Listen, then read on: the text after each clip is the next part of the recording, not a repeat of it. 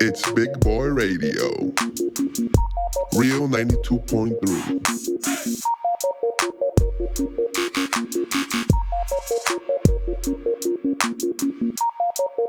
It's Big Boy Radio. Subscribe now. Oh my God, I'm so sorry. I know you've been trying to call me all day, but girl, he just left, and I had to wait till he left to call you because I know I said I was gonna break up with him, but last night he did like a full 180. He was an animal. Where did this come from? Because you know, I've been telling you, it's been like kind of dull, and like something changed, and I don't know what his secret is, but I'm trying to find out. Shh. His secret, sword vitality.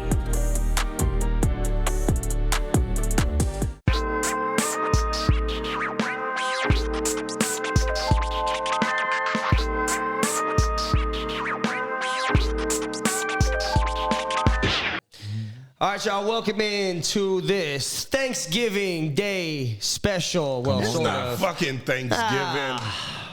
The chime-ins always in my fucking intros. Get it together. To our Thanksgiving special, we have a legend in Definitely the a house motherfucking today. legend. The voice of LA. Come on, yes. 7-time personality of the year. Come on now. 2-time Come on. Marconi Award winner. And I got the Marconi too. Marconi Award winner, Radio Hall of Fame inductee, the 2,701st star. Come on now. On the Hollywood Come Walk on of now. Fame. Talk that shit. Come on. Big now. boy. Hell Yes. Gentlemen, in the house. Come on now. Hey, I a mean, legend. Big Boy, one of my favorite people, period. Hey. You just saying that because I do the cleanses and shit. Yeah, you But, know what I'm but you know saying? what? Big Boy, I swear, anybody I mention your name to, anybody that knows you, they've always had a great experience. Yeah. You know what it is, man? I always say that character is what's being said about you when you're not in the room. Man. Anybody could big up and do all that shit, but character is what's being said about you when you're not in the room. When They love you. Yeah, so I'm Ida's son, bro. I'm built on that. You know what I'm saying? love It's it. not about what we do on radio, so on and so forth. I mean, if I was pick any profession, pick any job, dude. If I was a plumber, Right. I'd be the coolest and the best fucking plumber that There you you know. go. You know what I'm saying? Whatever it may be, I just made sure, that it's the individual first, then the titles come way after. Everybody love Big Boy. Thank you, brother. Yep, literally the voice of LA. I thought Yes, sir. I was telling people, oh, Big Boy's gonna be on the show, and I thought I had to differentiate between you and the Outcast guy. Right, but right, most people in LA was like, oh yeah, I know. Yeah. But you know what's even bigger than that, though, Josh? Even people that's on the radio competing against Big Boy says he's the voice of LA. Oh, yeah. And that's the same thing. Steve Harvey's like, oh, you talking to Big Boy? Oh, no, he the voice of LA, hands Yeah, man. down. I don't have no problem with it. Yeah, man. No, and you know what it is, bro? It's just I enjoy what I do. I'm celebrating 30 years of LA radio, the only market I've ever been in. You know what I'm saying? So I enjoy what I do, bro. I never get up. You tired, all kind of shit. Anything that come with any gig that Right. you got. But I never get up and say, man, fuck this. I gotta go do radio. You know what I'm saying? I know what hard times are. I know what a blessing is. I know what struggle is. You know what I'm saying? And getting up to go entertain people. And I've been in a position where people come up to me all the time and they say, oh man, you got me through this, or I've been listening to you since I was a kid. I've been listening to you for this long or whatever. And I tell them, I say, you know what? If you've been listening, I've been listening to 25 years. I say, I've been talking to you for 25 years. Wow. You know what I'm saying? Right. And whatever I get, a lot of people that say, you got me through this. Like, we were just at a turkey drive and this dude came up to me and he had a real conversation about, him being suicidal. He said, you took a suicidal kid and you made him laugh on his way to school. He said, that's all I had, know? And it was a real moment, but that's been therapeutic for me too. You know what I'm saying? Like, when my mom died, my mom was precious. My mom died on a Wednesday. I was back at work on Friday. Not because I didn't love my mom or I could jump right back in. I just had a place where I could go to that I was comfortable, and listeners, the neighbors, they made me comfortable enough to be myself. I felt bad that my brothers and sisters didn't have this outlet of radio and this reach, and not just the reach, but being able to have people that could understand what I was going through. Right. You know what I'm saying? Right. Because at that moment, it was about me too. Right. Nah, that's crazy. Yeah, man. So you're originally born in Chicago, but moved out here when you were like 2. Yeah, right? yeah. 2 I was years born in old. So you've been Peoria. out here. I was born in Peoria? Peoria, Illinois. Okay. And yeah, I came out here like, shit. I mean, you go to Peoria with me. For one, I don't think I ever been. Yeah, I went. When I was bodyguard for the far side, I went. But yeah, we jump into a car together, bro. We both gonna be lost unless that navigation is on. But yeah, I was born in Peoria, Illinois, and shit, I was raised all throughout L.A. All throughout? All throughout. Where did you grow up mainly, or where'd you go to high school? Or where I went did to you Culver get City your High. Culver I went City? to Culver City High. You know what I'm saying? I did a stint at Hamilton, which is like, but I was in and out. I mean, when I say a stint, I was like a day. You know what I'm saying? And then all kind of middle schools and shit. Was Big like, were you the class clown? Was you always funny? Because everybody knows you as being funny. I was What what was Big in high school? You know what, man? I've always had like I always want to entertain. I knew that, you know, but then in life, there were just some things too, bro, that, you know, you kind of got off your square a little bit, you know, just dealing with life situations, you know what I'm saying? And I was funny. I was the class clown, but I was also serious. Like, even my boy Jose let you know I'm kind of hard to read, you know what I'm saying? Because you could hear certain things on radio and you think like, oh, big boy such and such, but then there's a part of me also that'll just say, I'll fuck you up. You know what I'm saying? Like, and that's what we are. You know what I'm saying? We're real human beings. So growing up, that's pretty much where I was at. I wasn't no bully or none of that shit. You know, Right. I wasn't offensive, but my defense was always immaculate. So shit, you know, you grow up and, you know, you crash the car, you learn. But yeah, I had fun in high school. And there's people that went to high school with me that'll tell you, like, oh, I knew it. Not radio, but I always knew that I was going to do something in entertainment. I knew that, man. Even as a kid, I knew it. I would sign autographs. So you used to DJ high school parties, no? Yeah. Is that what it said? Yeah, because shit. So you always been into music. I fell in love with music, you know. I fell in love with hip hop. I fell in love, you know, just growing up, you heard everything in the house. You heard Commodores, you heard Emotions, you heard the Jacksons. So it was always music in the house. And then when we got this thing called hip hop, bro, that was just ours. That was mine. You know, something I didn't, you know, you love sharing certain things with your older brothers and, you know, your mom and everything. But this hip hop thing, that was like, oh shit, like this is mine. This is ours, you know. So that's where I took off at. And I would literally DJ any and everywhere that I could go. Any and everywhere, man. I would DJ a party for $50, rent the equipment for $30. And then me and my homeboy Ray would split, you know, the last 20, and he take 10 and I take 10. But for the love of the craft, not knowing that I was paying tuition into the School of Experience for what I do today, you know. What was your DJ name? You know, it's crazy, man. They called me MC Scratch. MC Scratch. And Okay. you couldn't tell me shit, man. And I bring it up on air quite a bit too, because I thought that shit was clever, man. I was like MC for the rapping, Scratch for the DJing. And I remember, man, like everybody just called me Scratch. And Scratch only lasted for so long, but I was definitely MC Scratch, man. And I remember I went to this dance. And that's when you used to iron on your names and shit, right? And it had MC and Scratch. So MC at the top, Scratch, my periods and shit. It was so it was so hot in the dance that my letters start falling off. That's funny. It was like, yeah, that shit. But hey, you know, tuition. You know what's crazy? I seen you, because I already know you can rap. And the reason why I know you can rap, the thing you did with E40 is out of this You can't world. teach timing, bro. No, You can't teach You know timing. what's funny? Me and Josh just got in the studio a couple of days ago. We got this song, And we might have to call Big Boy. I was like, man, we might have to call Big Boy, man. I'm over here horrible with my timing. Josh is doing way better than me in the studio. But when I heard you do the say thing I'm a with great E40, rapper. It's fine. No, we're not going to say that. We're not going to say that. It wasn't rap. It was EDM. It was like a that money maker. whatever. Yeah, there you go. You know It what was I'm definitely saying? a Like, money shit. maker. But I heard you do the thing with E40. I couldn't believe it. Yeah. And it was like he already knew you was going to kill it. Oh yeah, man. And my thing is, I grew up loving music, and I grew up where I would even take the vinyl, right? And if you remember vinyl, bro, you could look where they would press a record through the acetate, but you can look on the vinyl and right where the label was at, where you get that clear part and then the grooves, they would have messages scratched into the label. Sometimes it'd be like A721, whatever that press number was. Right. But it'd have something like, oh, believe in yourself. Such like I studied music. I studied that, man.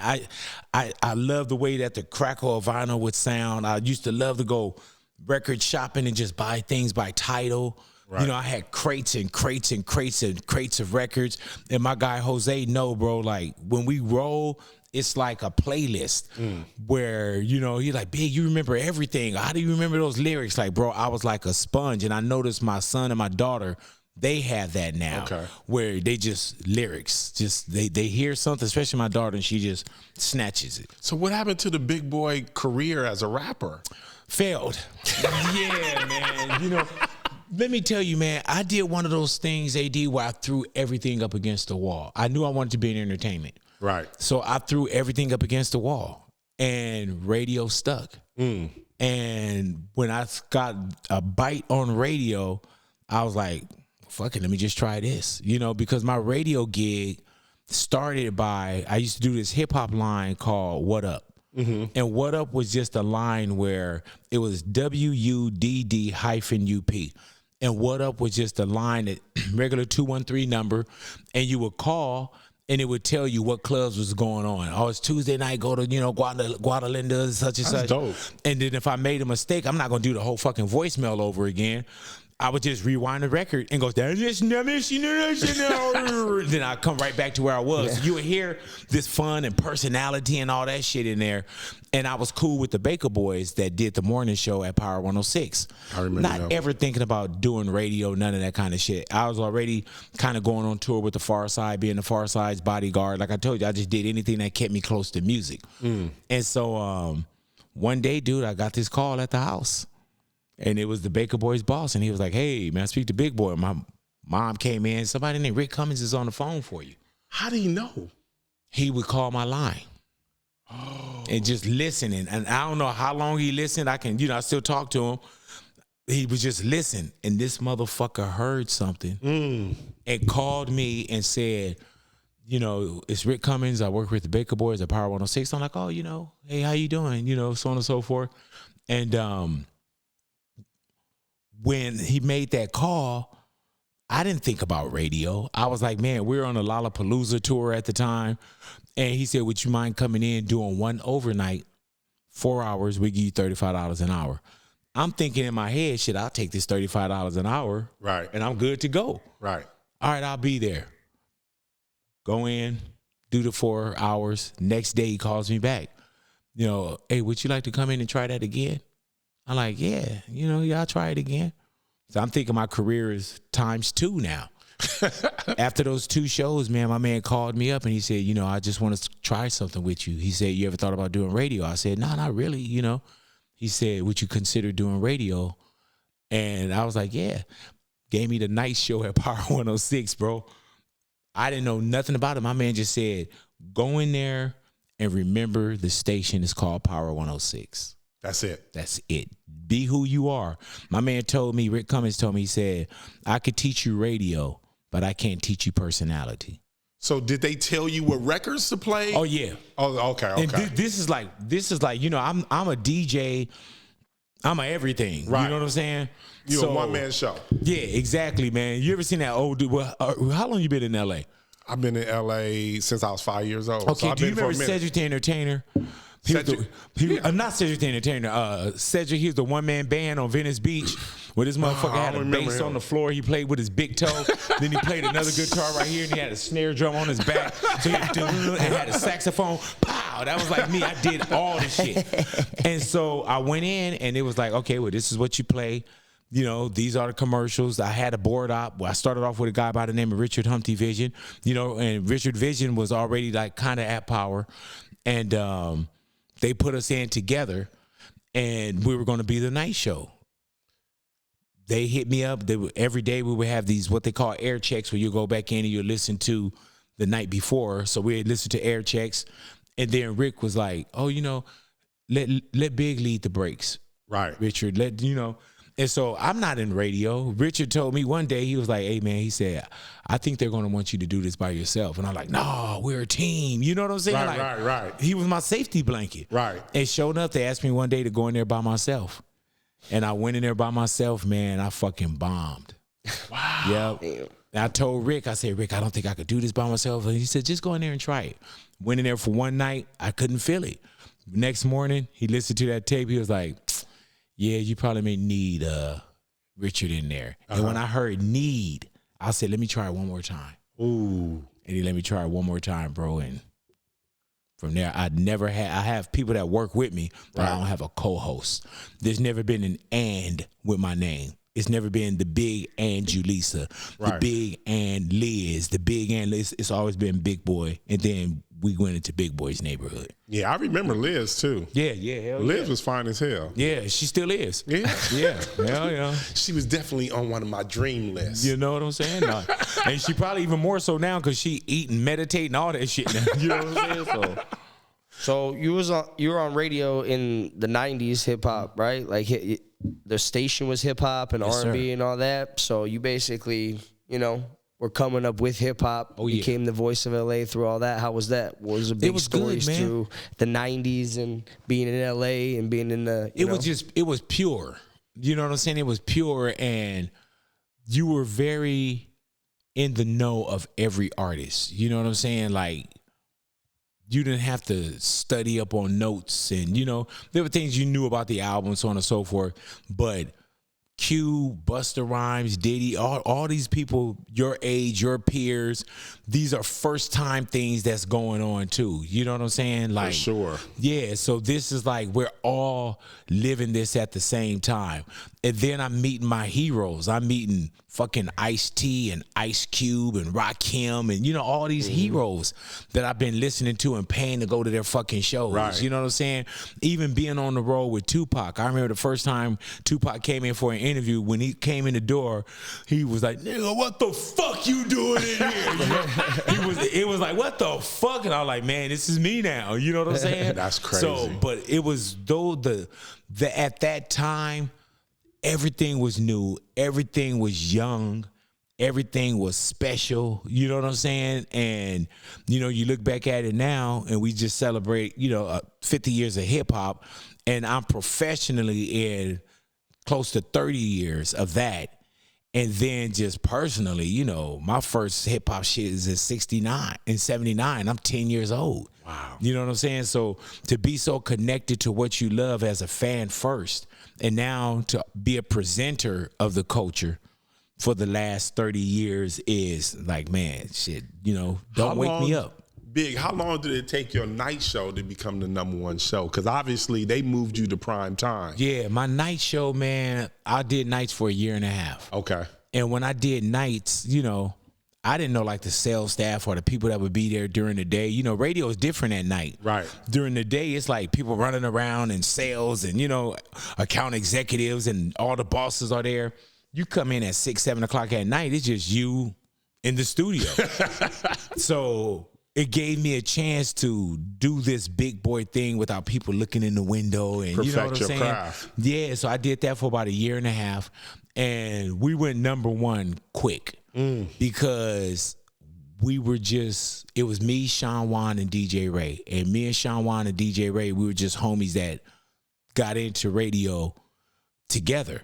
I was Big Boy, who they wanted. Sean came down one day, and Ray, and I was like, man, just come and hang out with me so I can have familiar faces Right. that I would just talk to. Then I start putting them on the mic, and then that shit just took off. You know what I'm saying? It took off. I remember I had an appearance one time, my first appearance, and when I got to the place, I stood in line. I didn't know about, and I remember, man, they were like, "Oh, Big, you can come in, And I was like, man, I don't want to, cut all these people. They was like, man, they here to see you. And I'm like, what the fuck? You know what I'm saying? So it happened quick, but it happened where I understood the blessing of it, because I was like, man, I can't fuck this up. I made my mom a promise when we were homeless. And I told my mom, I said, we were living in a motel. We had gotten evicted, and, we went through bouts of homelessness. And I told my mom, I said, one day I'm going to buy you a house. And my mom could have said, baby, go on with that. This is, I got to figure out how we're going to, make today's rent. She was like, I know you will. Wow. And sure enough, man, like, I bought that fucking house. But my whole grind was, I don't know how long this is going to last, but I'm going to get that fucking house. I love that. And I got it. Big, sometimes when you going through, you working towards something, you don't even realize when you successful. Yeah. When did you realize that you were successful and you was out here killing it? It was always small things. It was like somebody coming up to you asking for an autograph. You're like, oh shit. Like, to this day, bro, like, I trip that people want to take a picture with me. Like, I still trip off of that. I trip off of, I'm in your phone. Right. You know what I'm saying? Like, that's still crazy to me, dude. There's literally times where I'll stop the show and I'll be like, y'all got to excuse me. I'm like, dude, I'm tripping and I'm on the radio right now. Like, people are listening to you. That's still crazy to me, and I hope God never changes that. But I had small things, you know what I'm saying, where somebody recognized you. That was big to me. Somebody want to take a picture, or somebody, and that's when, when people, they had to go get the film developed. Somebody wanted an autograph. Those kind of things, it's so small steps. But like, even now, bro, like, even when you guys read off credits, right? I trip that I have a star in Hollywood on the Walk of Fame. So amazing. Because I remember me and my homeboy Frank walking, not having money to catch the bus to get home, and reading stars as we're walking. I was just talking to him about that, and I was like, how many stars do you think there are in Hollywood? See, I thought it was going to be a lot. It's going to be a ton, right? 2,701st. That was your star. Yeah. 2,700 stars before you, and maybe a couple after. But. And in radio, I'm the second African-American to get that. Who's the first? Who do you think? Bill Cosby. Boom. Oh, Steve Harvey. That motherfucker went in under radio. You know what I'm saying? Yeah. Like, yeah. That makes sense to me. And check the stats on that, but I'm very sure that that's what it was. Wow. Yeah, man. You also, Dr. Dre did your induction speech, right? Yeah, that was fucking crazy. Because you got to think, man. Even with Dre, billionaires. I'm a fan first. So even calling Dre, I was just thinking, man, if I can get Dre and George Lopez, I'm straight. You know what I'm saying? Then I called Dre and I'm like, Dre, man, I got this star in Hollywood, so on and so forth. I said, dude, I would love for you to do my, the intro, do the presentation for me. My man said, Big, I'm there. What's the dates? Everybody. And I told him the dates, and he was like, Big, I'm there. And I'm like, I couldn't believe that shit. I couldn't believe it, because Dre, for one, Dre don't come out the house for Dre. Yeah. You know what I'm saying? So for him to do that, man, that's such an honor. And I think about anyone that's doing my show, right? It trips me out, like, that I'm on their schedule. It trips me out that they gotta say, oh, well, I gotta get up because I gotta go do Big Boy show. With Dre was like, man, okay, I gotta go get dressed. His security, they gotta move, they gotta drive. Right. It's so many things that I trip off of that made this happen and that continue to happen every day. But I remember, man, I think I had one of the longest speeches ever. And bro, I could not stop fucking crying. I'm from LA.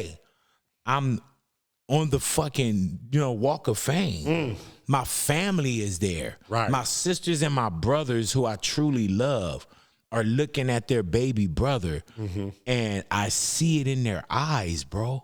Like, how proud they are. That shit, man. When's the last time you visited that star? I think I went like probably a couple weeks after or a month later. It's like, fitting where your star is, no, because it's right outside of an Amoeba, which is a music store. And my neighbors right now is Tupac and Nipsey. Oh, damn. Yeah, man. Wow. Yeah, so it's a pourful walk right there, bro. You want to see the LA walk? That's right there. Yeah, it's a powerful walk, bro. So, and that's crazy because there's times when I could literally be in the room putting on a T-shirt and I'd be like, damn, you got a star. And it doesn't validate you as a human being, but you know, people, oh man, I pissed on my Grammy and I give a fuck about that. You know what I'm saying? I wasn't working towards it, but they gave me the honor. I would never shit on it, bro. I heard that. You know, Big, the one thing I noticed about you is that you have this strong connection with the Black community and the Latin community. Yeah. Was it always like that? Like, I know your wife is Latin, and have you always been connected? Because to be honest, that describes LA in itself. Yeah. And it is LA. You know what I'm saying? And I grew up in LA. So even before I got on radio at Power 106 with a heavy Latino base as far as listenership, that's LA. Right. You know what I'm saying? Like, before I got into radio, my partner Jose that's sitting here, that's my dog 10 years before I got into radio. You know, we're going on damn near 40 years of kinship. That's dope. I didn't know that. Yeah, it's always been, you know, there's so many similarities, and then you embrace the ones that's not similar, and you learn culture. That's what LA is, man. And I've been blessed to be just accepted. And I'm not talking about just the Black and brown community. I'm talking about I've been blessed to be accepted for being who I am. Right. I remember years ago, man, when I was at Power, they wanted us to say Power 106. And I was like, bro, that's fake to me. You know what I'm saying? Because I don't say that in my everyday. And I don't want the people from upstairs that don't walk the walk and talk the talk to give me a card and say, oh, this is what we say now. I don't say that. Right. Not no disrespectful like I won't. It's just that as soon as you say something like that, it throws away your credibility if it's not real. If I said that all the time, cool. That's in my bone marrow. I'll say it. But you handing me something and saying, oh, this is what we say now? Nah, bro, because I'm out there with the people. You not. Right. You know what I'm saying? Like, you and Josh, I don't know how long y'all have known each other. Josh, right? Yeah, Josh. How long have y'all known each other? Couple years, but we was like instant friends. Instant friends, right? Right. You respect him, right? Absolutely. He respect you. But y'all, sometimes. That's your guy. Most of the time. That's your guy, right? Yeah. I don't know what his vocabulary, what his range is, right? But he probably, out of all the great conversation, all the great content y'all put together, if he said the N-word, you're like, oh yeah, my name, you know, that erases all that shit. Oh, if that's not how y'all get down. He don't even move like that. Yeah, but I'm saying it ain't even part of his DNA. It would erase all that shit. Right. Because he done said some shit that you just don't rock with. Like, man, you just cool. Right. You don't need to do that to me. Right. You just cool. Right. I fuck with you. Right. That's the way I felt about that Power 106. You fuck with me, I fuck with you. If I say that, oh man, come on, Big, you reaching now. Big, how'd you know? Because sometimes when people are in certain positions and then the higher ups ask them to do something, how did you know that you could say no? Because I wasn't gonna do it anyway. You know what I'm saying? There's nothing that you could, and I'm not against the grain or hard to work with, bro, but I'm really on turf. Right. You see me, bro, I don't have no security. You know, because the people look out for me. I'm the people's champ. Right. I'm not the professional, the iHeart champ and all that shit, man. You know, I've never been afraid of my listeners. You got some of the, you know, the DJs, especially back in the days where they were afraid of their listeners. You sit in the box and you talk to our community, but you don't go out in our community. Right. You know what I'm saying? I go out. Right. I'm hands-on. Right. I touch people, people touch me, bro. I sound approachable when I'm on air. How would I look if you can't approach me? So I knew at that time, bro, like, trust me on this. For one, I'm not gonna say it, but trust me on this, man. Like, this isn't a boardroom decision. Right. You know what I'm saying? This is not a boardroom decision, bro. Now, that being said, is that what caused you to move from 106 to 92.3? You were just I tired actually was of around when that happened too. tired of the shit. That's not People what trying to come down from the top, got out of there. That's not what happened? caused me to move. You know, we built something great together at Power. I was there for 21 years. It was just And that was your first job. Yeah, First job on radio and only job on radio. Yeah, and they trusted me. I trusted them. We built something beautiful, you know, but it's crazy. It's such a cliche when people say nothing lasts forever. I thought I was going to be at Power 106 forever. You know what I'm saying? But it started to change. It started to change, man. And when things start to change and you're not being as understood as you were before and feel like your value's not there, then there's a lot of other decisions that's being made. And people's like, oh, big move for the money. I didn't move for the money because Power matched the money and it was less, you know what I'm saying, than what I was making anyway. I took a 50% pay cut for 2 years. Who does that? Right. For the company. So it was just, man, you know when it's time to move on emotionally. Physically, it was fucking me up. Spiritually, I left some great people in those hallways, but it was time for me to move on. And there was an opportunity that was presented to me when I felt that I wasn't valued or I felt devalued and I felt less important. Not suck my dick and tell me I'm the best, but I knew that things were changing. And sometimes, man, if you don't know your worth, they'll never tell you what you're worth. You know, so it was hard leaving Power. It was extremely hard leaving Power, man. And it wasn't a decision. It was a couple years of maybe just, do I get out of radio? That's how my wife, your queen, when your queen tells you, baby, you're not happy, maybe you should stop. How do I stop? We got bills. How do I stop? I got a family. How do I stop? I got relatives that need me to show up and take care of them medically and their health. I got to go do this. But when your queen tells you, because usually somebody will tell you, oh, suck it up, baby. Fuck that shit. I need a Birkin bag or some shit like that, you know? But nah, you know, so it wasn't like a quick, rash decision. It wasn't a flip of a light switch. It was more of a dimmer. That's slow, and I was like...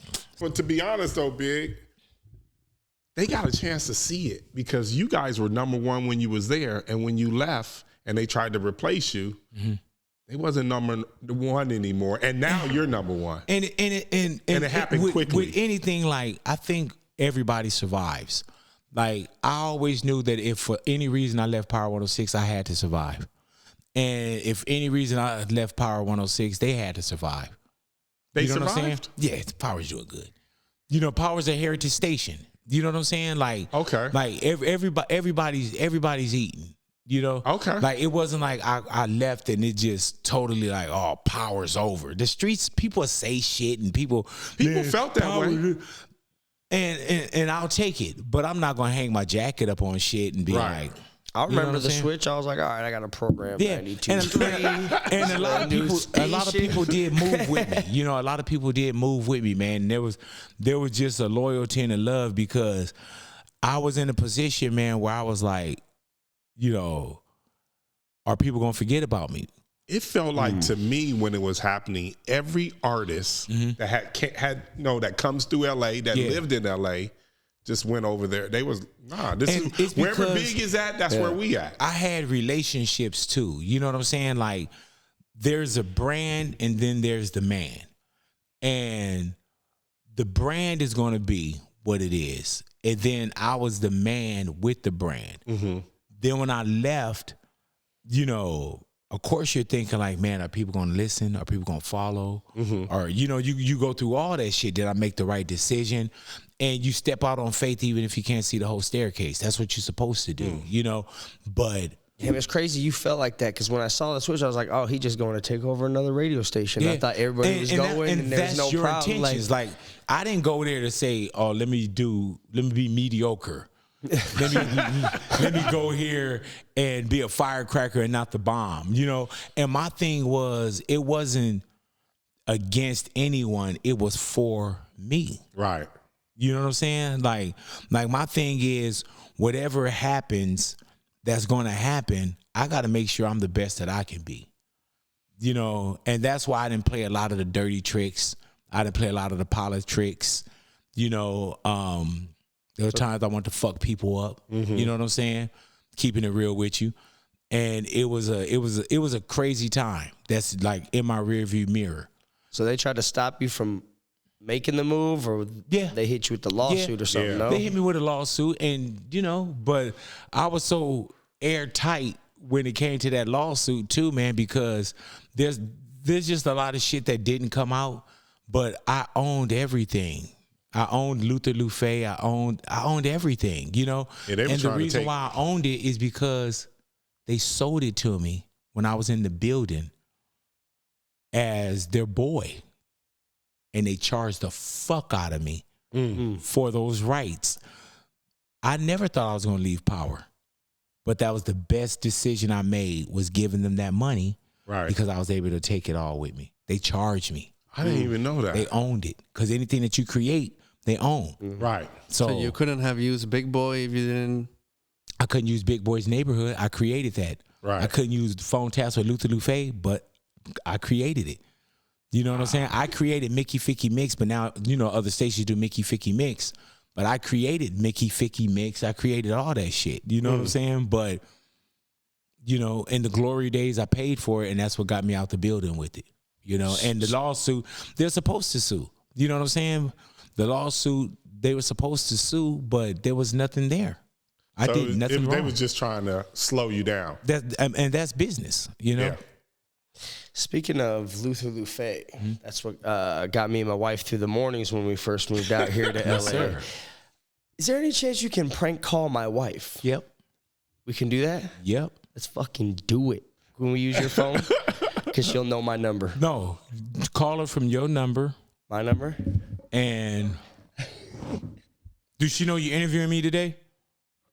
Yeah. Well, if she knows, it's gonna fuck it what up. you doing? Yeah. If she know, then But she don't know, like, I don't know. I mean, think she'd shit. still fall for it. we could try it. Let's go. From my number, though? Yeah, I think from if it your was number. a random number, she No, might not watch know. me. Go from your number.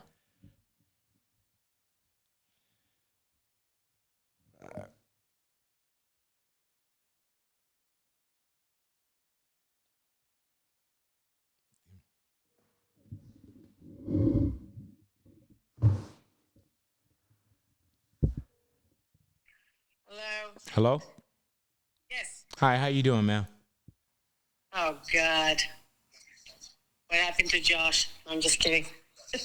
Oh, no, I just found the phone in Ralph's. I was just wondering whose phone this is. Oh, you are? Yes. And Ralph's in the comments? No, you did not. Yeah. You know the code. There is no code on here, and it just says my life. No, you did not. All right, do you want the phone back or not?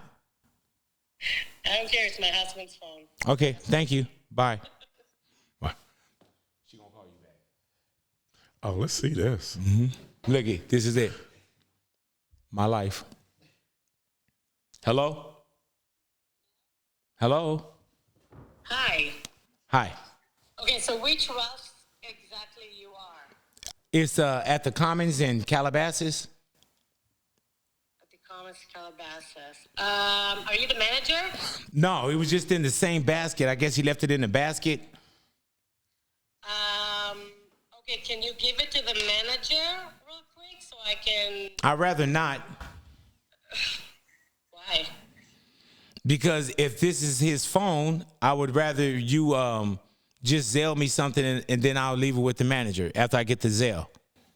Zell you? Why do I need to Zell you? The $75 finder's fee. Okay, fine. Bye. Bye. All right. Shit for my phone. She gonna call you back. She gonna call back. She'll call you back. Believe me, when y'all hear these phone taps, that's 2.5 minutes. Sometimes be on the phone with these motherfuckers for an hour. like shit, you know.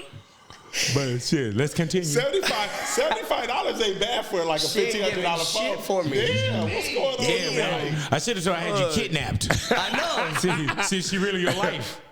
Go ahead. Okay. Damn. Well, I ain't get my phone back. That's fucked up, Donna. Yeah, man. For what? She calling all kind of motherfuckers now. She don't know what to do.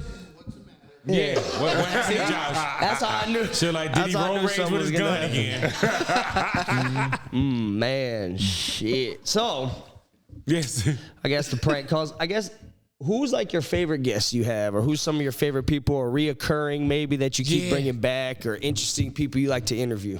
People always ask me what's my favorite interview. Like, I don't have a favorite, but I have, like, I love Snoop. Because Snoop, it don't have to be about a record. It don't have to be about nothing, man. Snoop come in, it's just dog. You have a good time with him. You don't know what the fuck he gonna say. You know, it's always a good time, man. And Dog is one of them. George Lopez and D.L. Hughley is another that you could just have fun with. You know what I'm saying? And then you get excited when you meet, like, the Pink Panthers of the world, you know? Like, my first introduction, like, I remember my first introduction to Beyonce and, you know, Destiny's Child. So now you'll get someone that'll come in now, and I get a chance to see their journey. I can look and kind of compare their journey to where I've seen someone before, and I'm like, man, I've seen this before. And, you know, just keep up with your craft, take care of yourself, and you'll get there. You know, so I get excited about, of course, the OGs that come into the neighborhood, but then I haven't met everybody. So when you get somebody in, like, man, that Tyler that do that water song from Africa, dude, just her spirit, like, that's the kind of shit where I haven't met everyone that listened to me, and of course I haven't met every celebrity. Right. So I'm always intrigued by the job that I do. You know what I'm saying? So, and I love talking to people. I love hearing people's stories and all that kind of shit. So those are, you know, I've had so many special interviews, man. And I literally could be at the house and it pop in my head, what's your favorite interview? Because I hear it all the time. And I still can't answer it. I ask myself. Did you keep the Young Thug jacket, or did you resell I kept it? You kept it? I kept it, man. I was just waiting for the value to go up even more.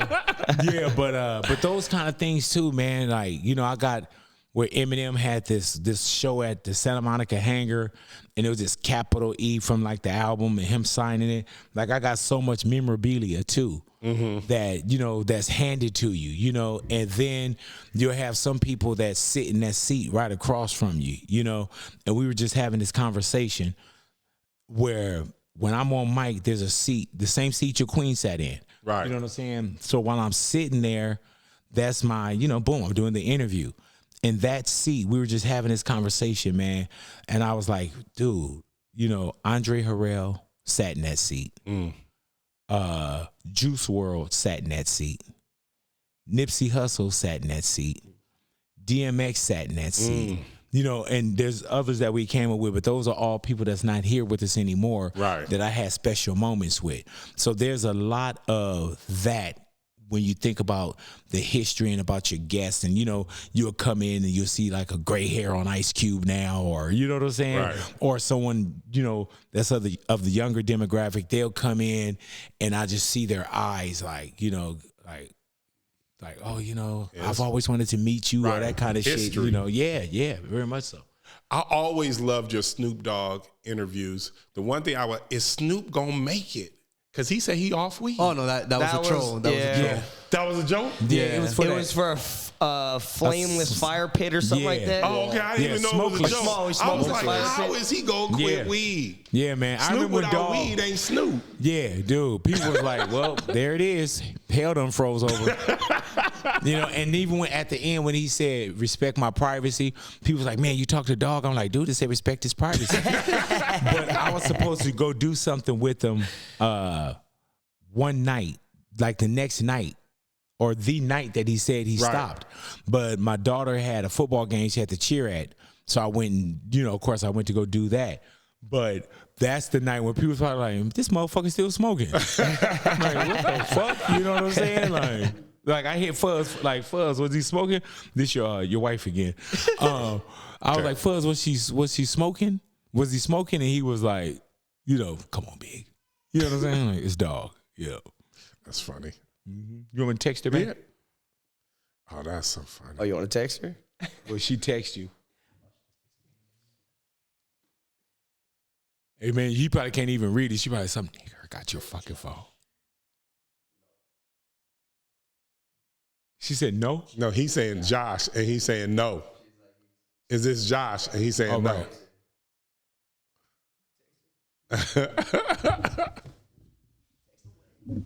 Big, the one thing I always notice is that the way you do the radio show, literally, at least I haven't heard it. And you already know I've done a billion radio shows. I've never seen anyone do it like you. Right. When you do the show, it's teamwork.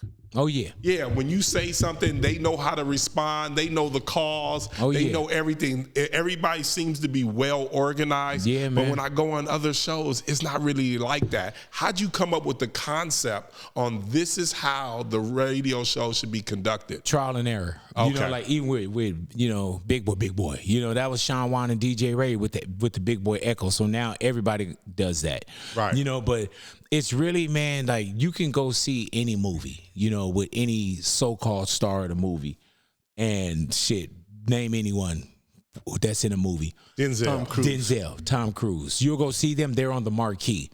But then when the credits are over, it's Gaffer and Key Grip and and it's, like they knock on Sylvester Stallone and fucking, Tom Cruise and, they knock on their door and say, all right, 2 minutes to set.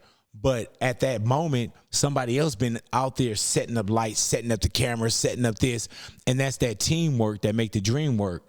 And that's what I have. I have a lot of people, or I have people around me that make me look good. Right. You gotta have that. You gotta have, like Mariah. I just saw Mariah for her Christmas concerts, right?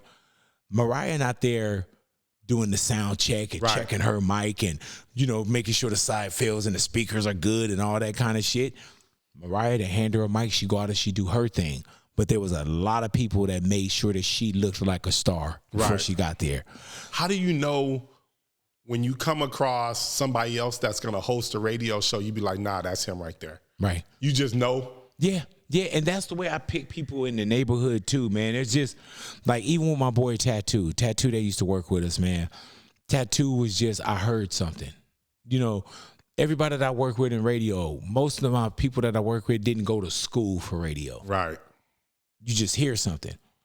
When Rick found me, he heard something. It was like, dude, just be you. That's all I need. I can teach you all this other shit, but just be you. And that's the same formula that I use to this day with finding either someone, or I can even watch like a podcast or meet somebody and I'm like, man, they got it. Right. They got it. Right. Yeah.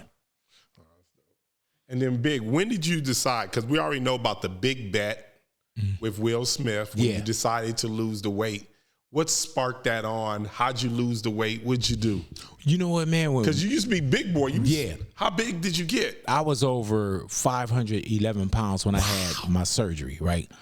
But I had Will Smith on one day, and Will was like, when we got off air, he was like, Big, he said, how old are you? And I think at the time I was, I don't know, 30, 31, I don't know. Right. And he said, man, are you worried about your health?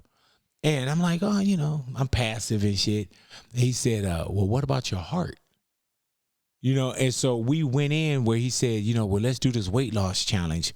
I'll give you $1,000 for every pound you lose and we'll donate it to charity. We give you 6 months and we'll see how much weight you can lose in 6 months. Right.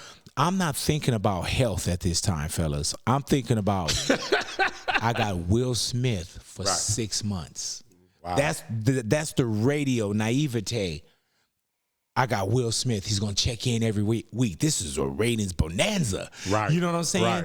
So every week, wherever the Will was at, doing a movie, so on and so forth, we get the weight in, pop in every month or something as far as like coming in. And, it's Will, laughing and we're having fun. And I'm losing the weight. By the time it comes to 6 months, I lost like 111 pounds. So I had $111,000 for charity.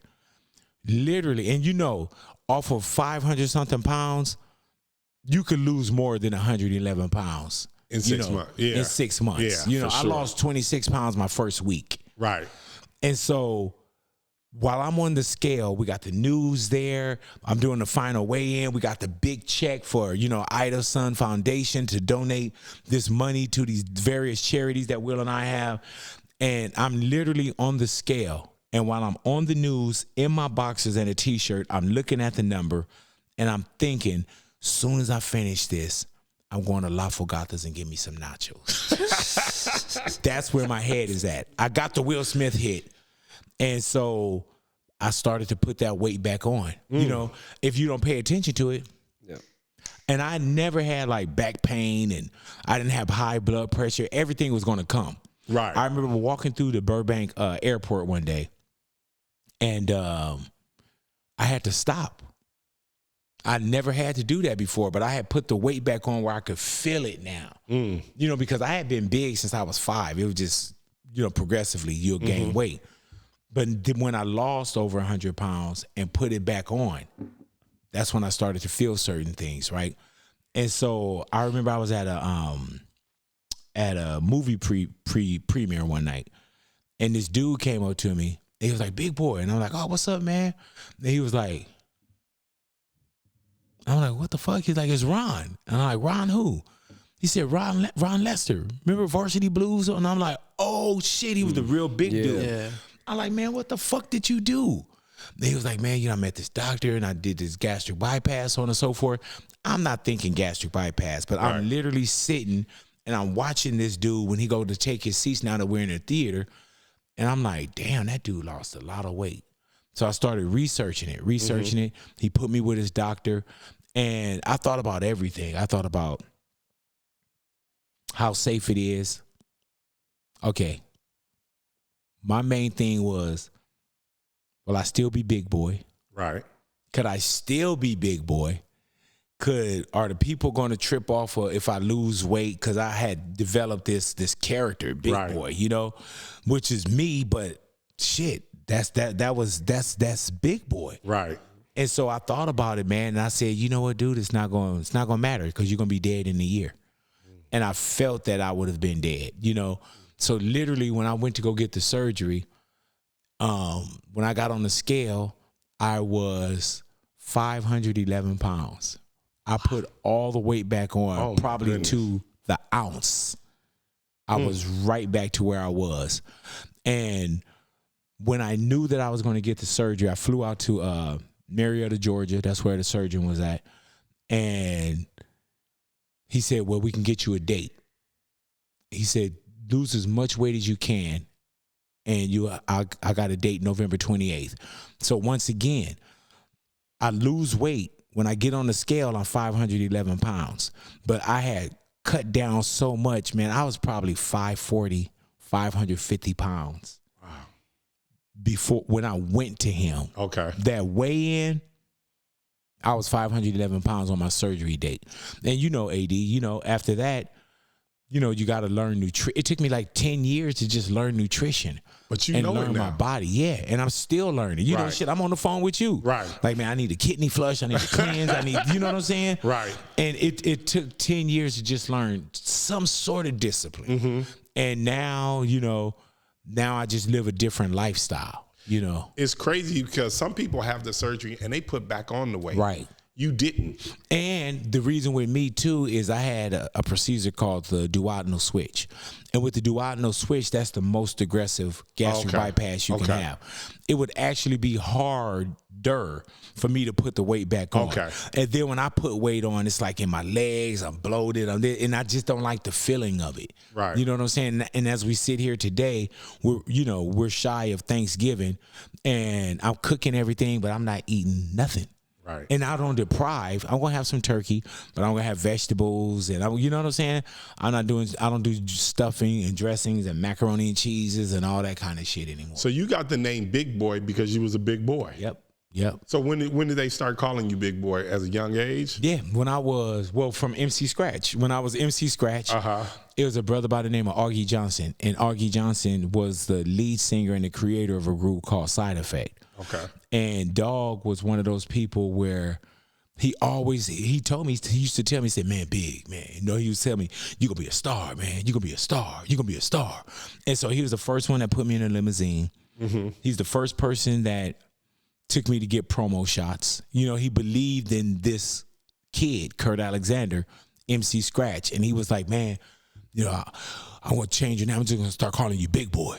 And I was like, Big Boy. And it just stuck. He would call me Big Boy. He said, you need a name that when people walk into a room, they know exactly who you are. So and many valuable lessons. Yeah, and that stuck with me, because even now, if I'm in a room, right, and it's us sitting in here, and I walk out and I say, hey, man, I say, oh, run this back into AD. And then they'll say, AD. I say, oh, he's a tall, fucking healthy brother. Right. The tall, healthy dude. Like, you'll know him. Right. Like, we were just talking about driving up here. We was like, look how healthy this motherfucker is.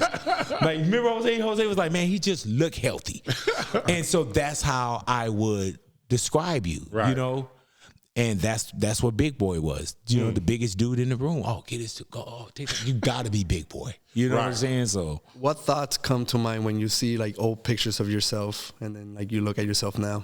It gets crazy because I'll look at old pics and I'll say, damn, that's crazy. But what's even crazier is most times I still see myself like that. I would literally, like, even today, I was walking to the restroom today, and I'm always looking at my reflection. And it took me a while, too. And even now, where I don't even know the size of my clothes. Like, I'll get something, I'm like, oh, man. And then I put it on, and the shit will drape me. You know what I'm saying? Because in my head, I'm still, like, my shirt size was an extra, extra, extra, extra, extra, extra, extra, extra large. Wow. I was an 8X shirt and a size 66 pants.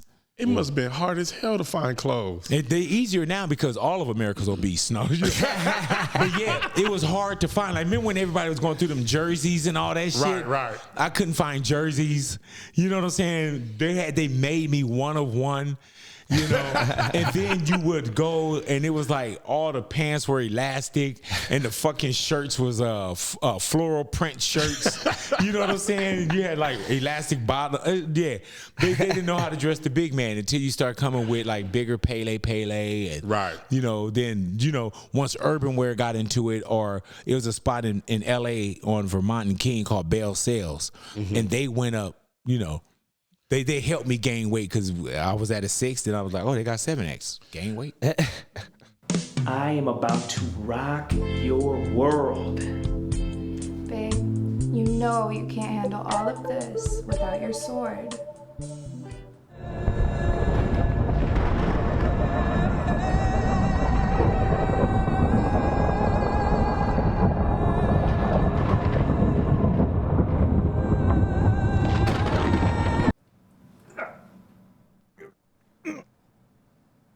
I swear this never happens.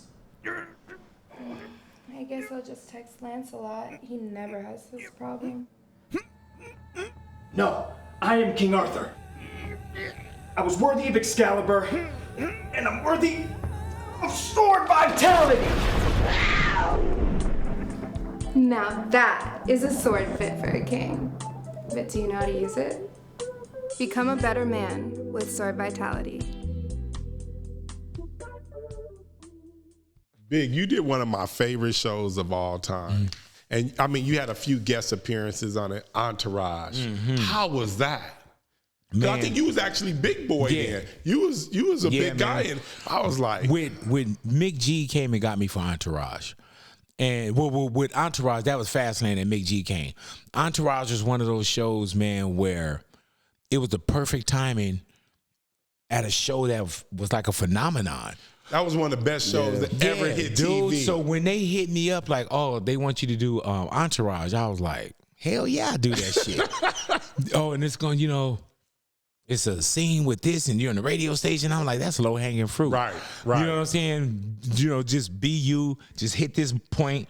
And then it's crazy because, excuse me, even before all the YouTube and everything being recorded and shit, people would come up and say, are you from Entourage? That didn't know my fucking radio show. Wow. Like, oh, I saw you on Entourage. That kind of shit. Like, damn, really? Entourage was huge. Yeah, man. Yeah. Huge. Yeah, that was a beast. I mean, guess, like 3 or 2? I think I did 2. Okay, 2. And it's crazy because the 2 that I did, it seemed like people watched the shit out Love of that show. And then there's people that thought I did more because I still get people say, man, I used to watch you on Entourage. Okay. You know what I'm saying? But I get that. And I mean, just as recent as probably like, if it wasn't a few days ago, it was last week. Right. Yeah. No, that was yeah, they had a good thing going with that shit. Man, you know what? I love the show because it was about friendship. Yeah, bro. It was about friendship, and we all even hearing you talk about your story is people that you grew up with. Yeah. So the story was built around like friends supporting friends, and the struggle and bringing your people along with you, and everybody enjoying some things for the first time, and multiple personalities. Right. And yeah, it worked. Right. So then, I guess you created your own production company, no? Yeah. Yeah. Ida's and you son. know what? You got to do it. Like, Ida's my mom. I'm Ida's son. And it got to a point, man, where, shit, as you look around, y'all did it. You know, with lights, cameras, and green screens and, editing bays and all that. You just get to a point where you're like, man, I'm not going to wait for you to do it. Right. I want to do it myself. I want to own my material. I'm going to shoot my own stuff, And I think now we're starting to see more ownership, and we should. Like when I do these interviews called off air, and off air is like interviews that's just, it's not the bell ringing, it's just us sitting down kind of one-on-one, right? Mm-hmm. And I was looking for a production deal, this, that, and the other, and then I would have these meetings, and that's great. And I remember one time this dude was on the phone with us, and he was talking about, took us through the whole conversation, and we're not really looking right now, so on and so forth. And I remember saying, like, you knew what this conversation was about, right? Right. Like, why even take this call? You know what I'm saying? And I held back a little bit from what I really wanted to say. Mm-hmm. So I just told my people, I said, man, no more meetings. Because a production company, you are a production company. Absolutely. I'm a production company. So now I take something that I shoot, and then I give it to you as a production company to take it out and try to sell it and try to book meetings and all that shit. So when I put my Snoop Dogg off air up, we probably at like 3.3, 3.5 right now, right? By the time I put that interview up, it had already been 3 years old. Because I was fucking around waiting on people. Get that shit out. Just get it out. Yeah, I think it's like some of the leaders, like as far as actors like Tom Cruise, you've seen them kind of like, okay, they started taking control over their career. And to see you do it, I think that was probably one of the better moves. And you have to, man. You know, like if you don't control it, they'll control you. Absolutely. And then at some point, bro, it's a funky ass feeling when somebody tell you, I don't need your services anymore, or they cut a contract, or they fire you, or some shit, and you giving them everything or a lot. So I'm like, I'm not doing that shit. I think I'm too advanced in life, not just my career, where I'm not doing that shit. Right. Like fuck that. Why am I waiting on you when you can't throw a fucking rock at my so-called success? Right. Especially now, like you can drop whatever you want on all these platforms and get your own deals or sell something to Netflix, or even with radio, Josh. People used to always want to be in radio. How do I get in radio? How I get in radio? Now some of these motherfuckers like, I don't want to be in radio. You know what I'm saying? Like, could you really give Earn Your Leisure a radio deal where you coming in every day? Nah. Could you give Gillian Wallow $1 million worth of game, a radio show? Nah, man. Could you give Joe Buttons a radio show? Nah. You know? They got to show up every day. Yeah, and they are already in a position where they own their content. Right. They do it how they want. They got their own facility, and they are not just bosses, they're owners. Right. You know, and there's a lot of worlds out there that's being created as such where people are like, man, I'm not jumping through those hoops. Right. I'm not doing that. Speaking of all those people, I was reading a Complex article that recently came out that had you rated the number 18 on the power ranking for media, for hip hop media. And you know You're what's 18 over there. You think that's like, you cool with that? Or You I know was what's the trip? expecting to see you in the top 10, to be honest, but then if I was in the top 10, then what? I don't know. Then what? Would I want the top 5? Would I want number 1? Like, it's crazy because I saw that and I didn't trip off of it. And all because those people I you don't mentioned base were my like- success off of what number I am in your publication. Right. I didn't trip off of it. There were other people who celebrated their number, being that it was either probably 1 through 10 or 1 through 17, or just being on a list. Being on a list was fine. To be recognized was fine, but I'm not like, oh man, I got more work to do. I got to work harder. Like not just the Complex, but fuck your list. Yeah. Right. And by that I mean when somebody say, who's your top 5? Everybody in here top 5 is gonna be different. Right. You know what I'm saying? So I didn't think like, oh man, my crew, nobody thought, man, you should be number 1, number 2, number 5. Like, to tell you the truth, Josh, until you just brought it up. And I think that was like probably, I don't know if it was 6 months, a year ago or something like Yeah, that. like April. April of this year? Yeah. Okay, so since April, I probably saw it that day or a couple days after, and I never thought about it again. Like, You didn't put a big ass number 18 up in the studio? No, because for one, it doesn't validate me. It didn't matter to me. And then it's nothing that I'm gonna. I got real shit that I'm proud of. I got 2 beautiful kids. I got a beautiful wife. I got a great career. I got a great home plate. Like, those are things that would rock my world if something happened. They could, and I don't know if it was like, I don't know how many people it was. I don't know if it's 25. 25. They could have made me 25. Yeah. I wouldn't have tripped. They could have made me number 1. Number 1 is different. You know what I'm saying? But what was I going to say? Man, I'm number 1 on Complex, whatever. Right. Like, Big, like one the thing real that accolades that I have, I don't hang. Big, the one thing that we do here, and probably no one that's been here is closer to the entertainment industry as you are, but I would be so curious, what is your top 5 rappers? I don't have it. I knew you was going to say something like that. And the reason why, man, because even right now, right, we were checking out something that Nas was hosting with a sit down with Rakim and Scarface. That's dope. Rakim is a fucking beast. That's dope. And then people don't mention Scarface a lot in their top Scarface. 5. But then I was thinking, I was like, oh man, I gotta put Scarface in my top 5 because it was top of mind. Oh, You know what I'm saying? For sure. Scarface is a beast. I don't have a top 5 because my top 5 would be all over the place. My top 5, you would have to give me at least a top 20.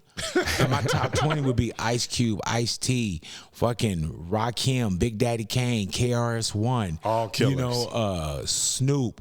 Like, my shit would be vast, bro. You know what I'm saying? Like, vast. Scarface. I could listen to Scarface, the Diary album from the beginning to the end, all the way to this Ghetto Boy shit. So it's hard for me to say top 5. And I think cats. I think that we there. go with top 5 because everybody asked the question. Right. It's an easy question to ask. Right. It gets viral and all that bullshit. Definitely goes viral. Goes viral. Yeah. That's what we ask. And it's a very easy question to ask. You know Who's what- your top 5? You know what no one asks? Who's your bottom 5? Right. Who's the worst 5 rappers you ever heard in your life? Yeah, man. And like, shit, man, there's shit. Who would be my bottom 5? You know? Well, talking about hip hop, how do you feel about the current music being put out? You know what, man? I think that I've been around hip hop long enough where I feel like right now, today, I feel like we're getting back into lyrics a little bit more because about 5 years ago, shit was kind of goofy. Probably 8 years ago, 10 years ago too, where it was like, you just put something up on SoundCloud, you got this, it was just people that didn't respect it, and they told you they didn't. Right. You know what I'm saying? Right. And I think a lot of people just kind of got in. But hip hop has always been, people say, oh, the mumble rappers, them this, them that. But you got to think, hip hop has always been through where, I remember when we were just West Coast shit. Mm-hmm. Oh, that West Coast shit. I remember that. Right. I remember when Andre got up and said the South got something to say because nobody was listening to the South.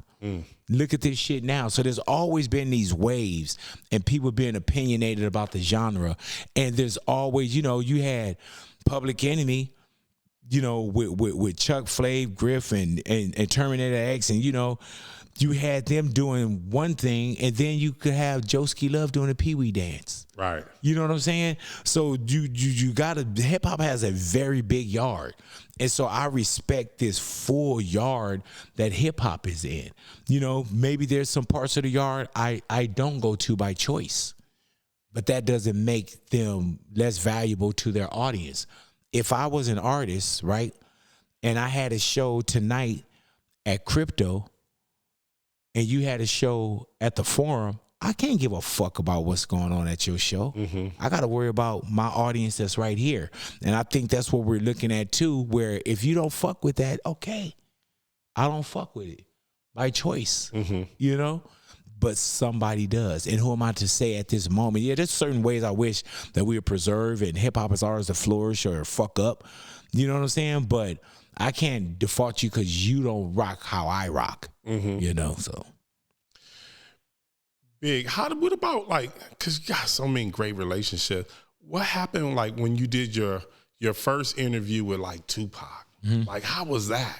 Did you know he was going to be a star? Was he already a star? Because a lot of times you were meeting these people when they were first kind of getting off the ground. I didn't know that Tupac was going to be big, but Tupac was already a star. When I was on the road with Farside, we did shows with Pac. I was with Pac all the time. So I get around Tupac was a fucking star. Mm-hmm. You know what I'm saying? Yeah. He was a fucking star. I remember we did this show in Washington, and they literally tore down the fence to get to this motherfucker. He had to jump in the van with us to get away. You know what I'm saying? So I knew he was going to be a star, right? But you can't call how valuable he is to not just the culture, to people. Mm-hmm. And how much people love him. And Pac, I think, is one of those names that will always be mentioned in the conversations of not just hip hop, but life and being, a warrior and being a soldier. But it was different. I think Pac will always have that.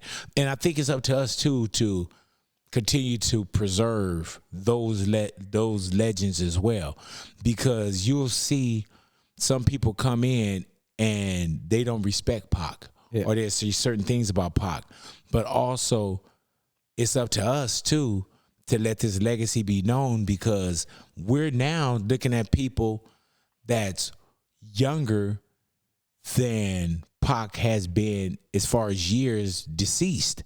So unless somebody you grew up listening to Pac, or your uncle, your mom, whatever it may be, they don't know how revered it is, how Pac and Biggie and Easy, blank put the name in.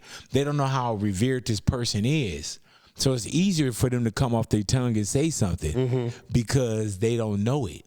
It happens in these lists a lot online. And I've seen some goofy shit and some crazy shit. And people, and they say Tupac wasn't shit. All his lyrics, Biggie only had 2 albums, blah blah blah, all this shit. And I'm like, it's crazy. Also, Big, you was on the radio during the East Coast, West Coast kind of feud going on. What kind of position did that put you in? Because you was friends with literally everybody. Yeah, it puts you. For one, man, it puts you in a fucked up position, because it was too much going on. And anybody that's from a piece of the streets would know this could get bad. You know what I'm saying?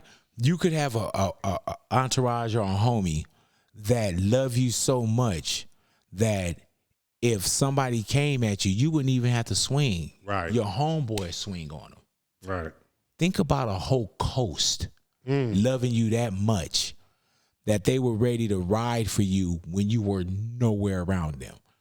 And that's what it felt like. I felt like the media played a big part in fanning a lot of shit. You know, things were being said. You know, Pac was looking right at the camera saying shit. You know, nothing was put in his mouth. Right. But I think that if you got a flame, there's a difference between a flame and a forest fire. And I think that, you know, the wind and the climate was the media, you know, and those of us that just loved it and fanned the flames, not knowing that we were going to lose two real soldiers, you know, in their, you know, mid-20s, bro. Right. You know, never got to a gray hair, you know, never got to become like grandfathers or see, you know, their kids grow, none of that shit, you know. And I think if they would have made it through this, how we've seen other people that made it through, they probably would have been the best of friends. Who knows? Right. Because they were before. Right. You know, but it was crazy, man, because I would have people ask me like, man, is it cool to come out there? Is it cool to do the show? You know, and of course, people from the East Coast, you know, some people just they weren't tripping. Busta Rhymes always showed up. He wasn't a part of it. Right. You know, there was just people that wasn't a part of it, Right. you know. But yeah, it was tricky. It was tricky at that time, bro. And it was serious. Yeah. When Biggie came out here prior to, you know, his incident outside of the club, did he come do the radio show? Because when you come to LA, you got to do the radio Biggie show. would always do the show. Always do the show, man. And I remember the last time I saw Big, we were at the Palace. The Palace. I think it's the Avalon or something now. And we were doing a show there, and he was on crutches. And I remember somebody was like, "Oh, you know, hey Big, do you want a picture with Biggie before you leave?" And I was like, "Oh no." I said, "Man, you know what? I'll get it because he's coming to see me." Right. Because he was on my schedule, and he never made it. You know what I'm saying? He was murdered beforehand. Right. You know, but yeah, you know, he was always good in the neighborhood. I wish I just had more of that for my personal files. You know, my Tupac interviews. We weren't recording at the time. Of course, there wasn't a lot of video being at that time. And even my Tupac drops, man, like, you know, hey, what's up, this Tupac? You listen to the Big Boy? I erased all my drops. Oh, wow. Yeah, and I was like, man, I'll never play these drops again.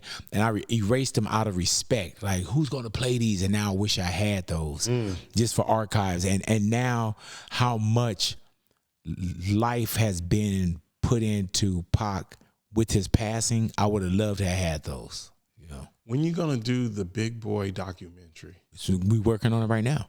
I bet. Because you got your own production company. We working on it. We working on it right now, that's bro. history. Yeah.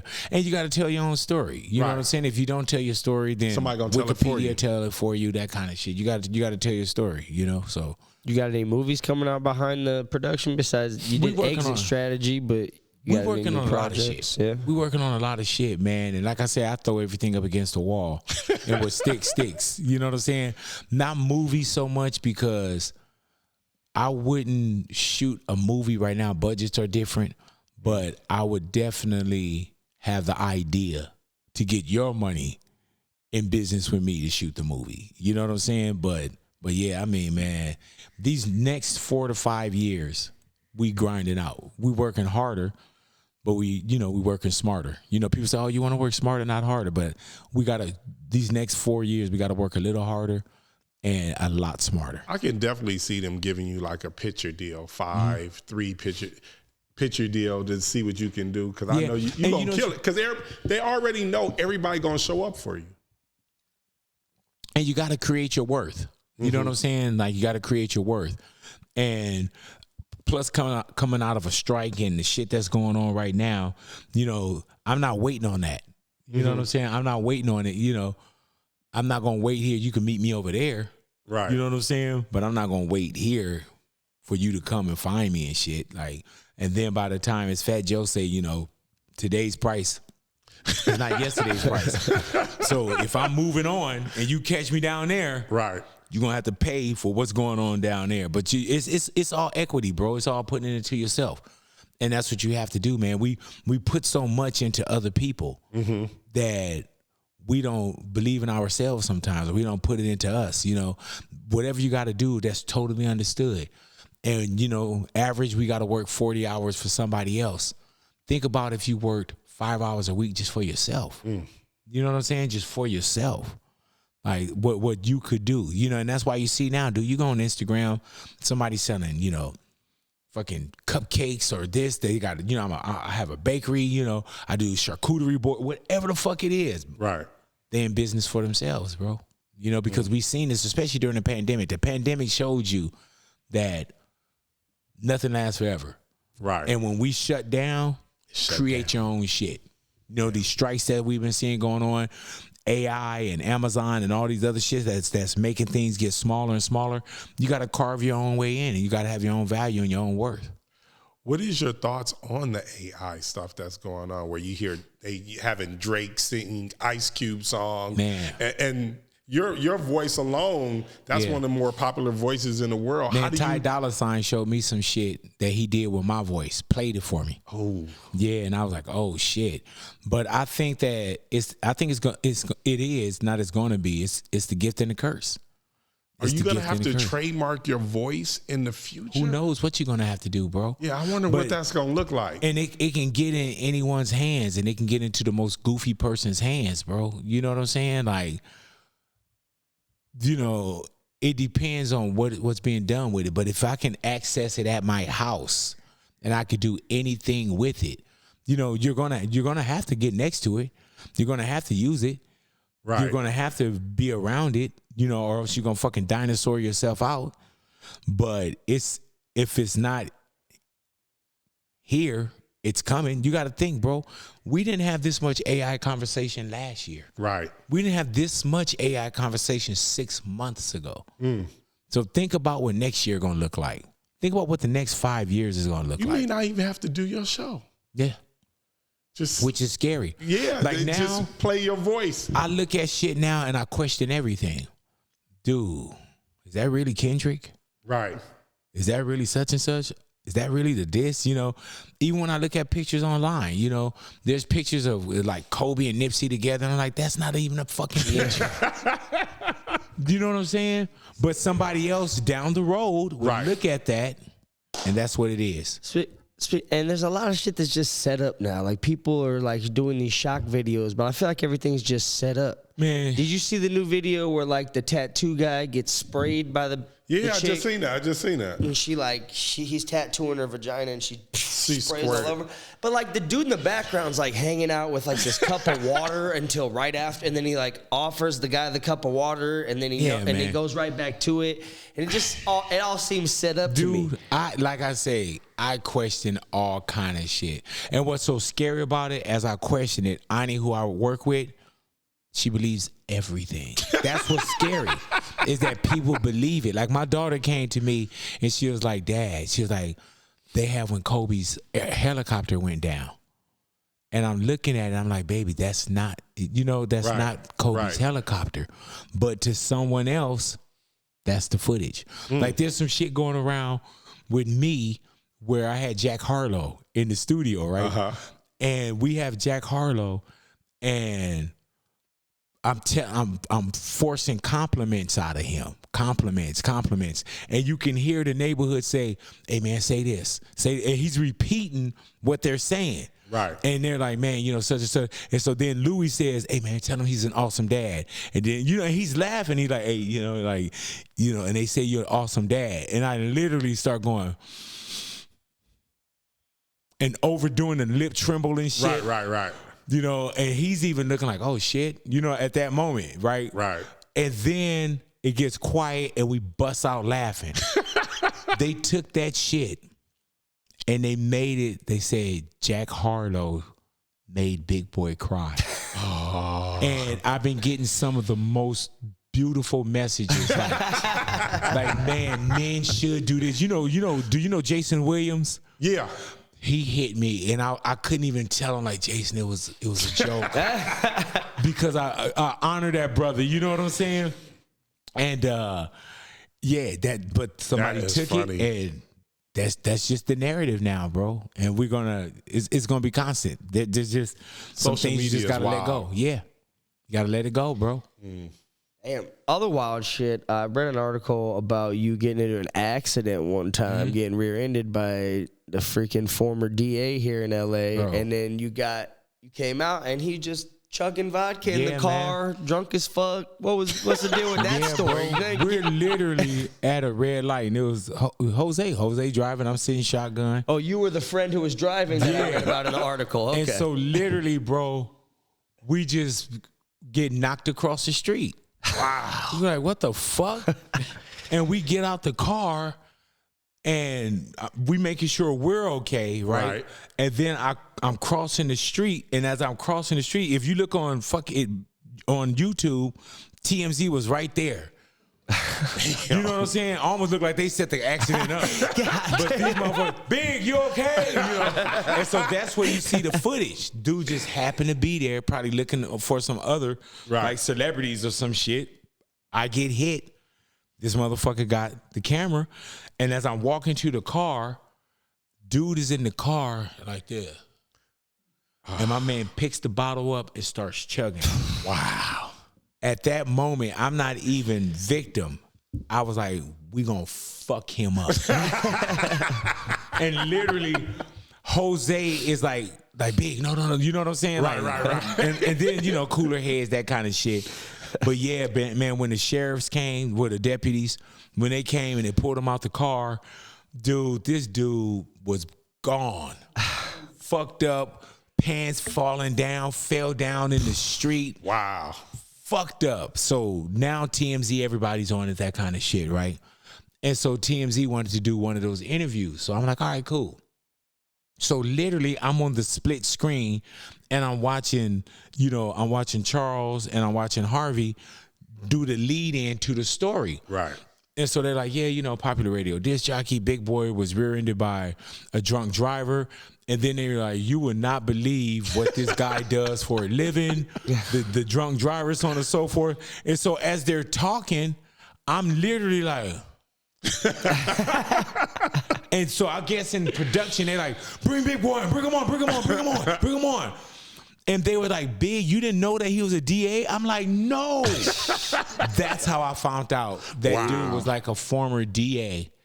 And he hit us. Drunk driver. I don't know what was going on in his life, because in that article he said he was a former DA because he couldn't pay his dues to get his bar shit back. And I wasn't and then that was wasn't his first fucking DUI. Yeah, wow. Dude was a lot. To just hit you and then just keep chugging is crazy. And then people said that crazy. They was like, man, they said the reason why, another lawyer told us this, everything. They said the reason why when he hit you and he started drinking, they said because it would raise his blood alcohol level.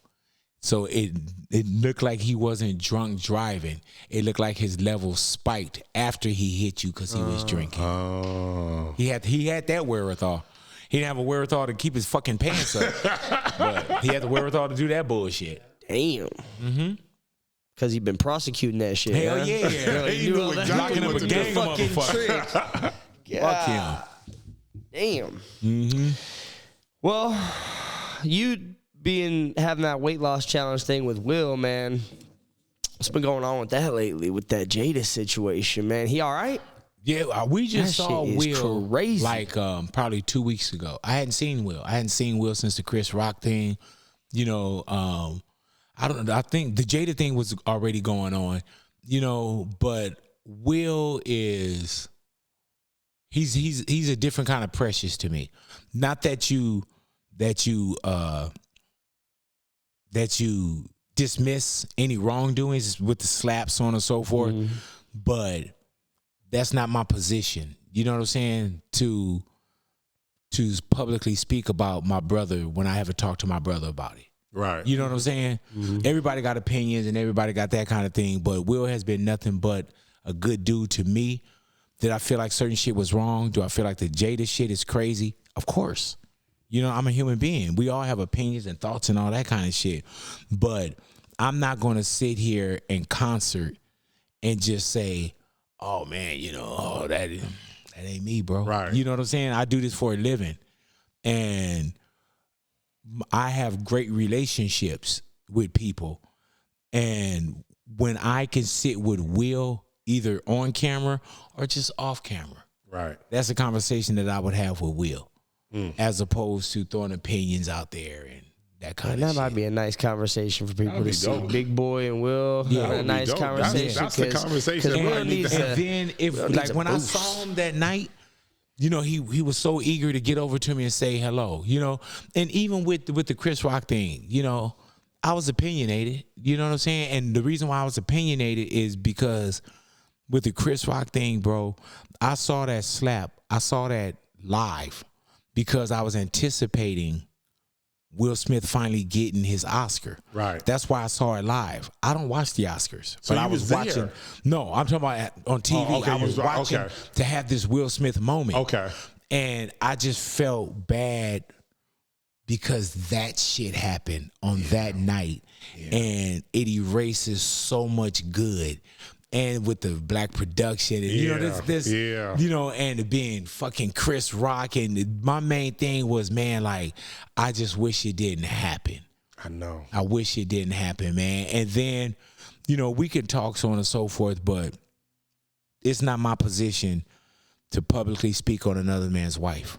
You know what I'm saying? Like, you know, she's sharing a lot, which I think is sharing a lot. fucking crazy. Yeah. But it's not my position. If I can't tell you something about your queen, I'm not gonna tell the world. Right. You know what I'm saying? Like, Right. like that's some coward shit. Yeah. Real talk.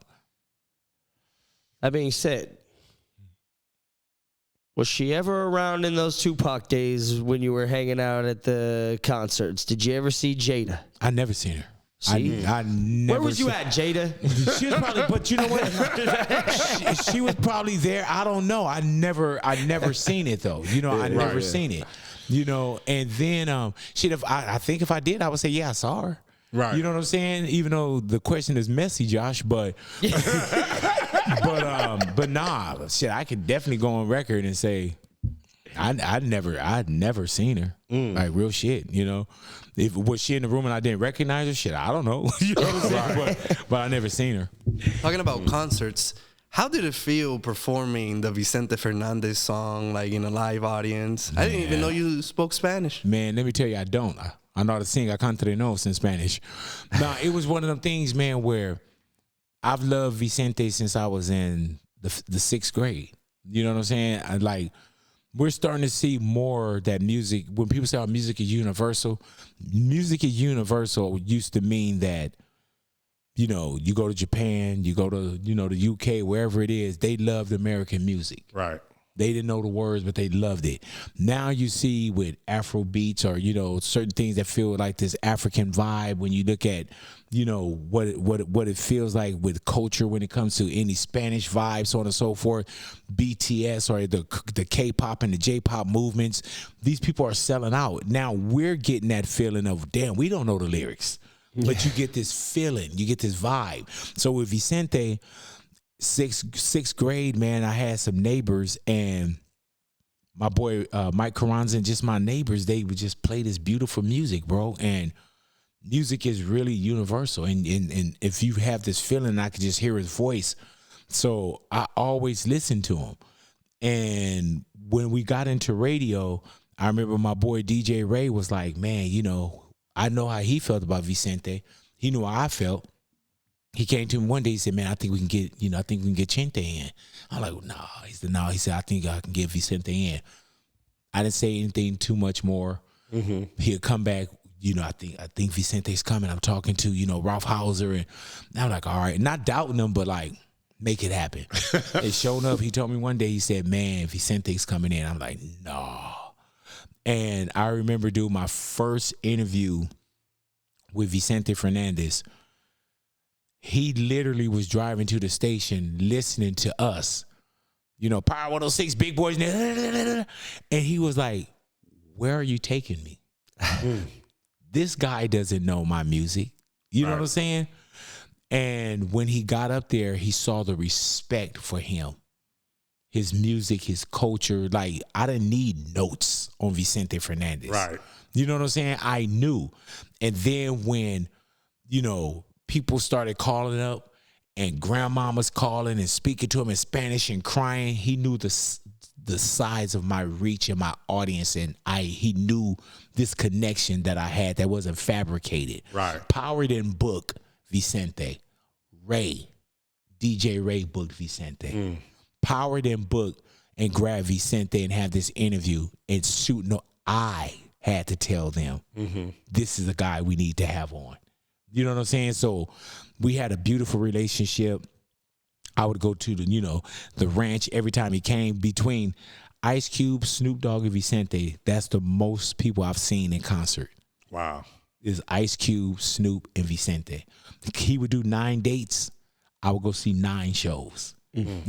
So A Contranos was just a song I love. And I used to always play with him like, man, I'm going to sing it one year. I'm going to sing it. I'm going to sing it. I'm going to sing it. So one time he said, well, do it. We locked that motherfucker in, went and got my charter outfit. And the thing about it, I don't know if you've seen the video, but it wasn't like some big boy shit where I was out there playing around and, because I could have fucked that up, right? And I would have fucked it up and it would have meant something different to my Mexican audience. It would have meant something you took it serious. Different.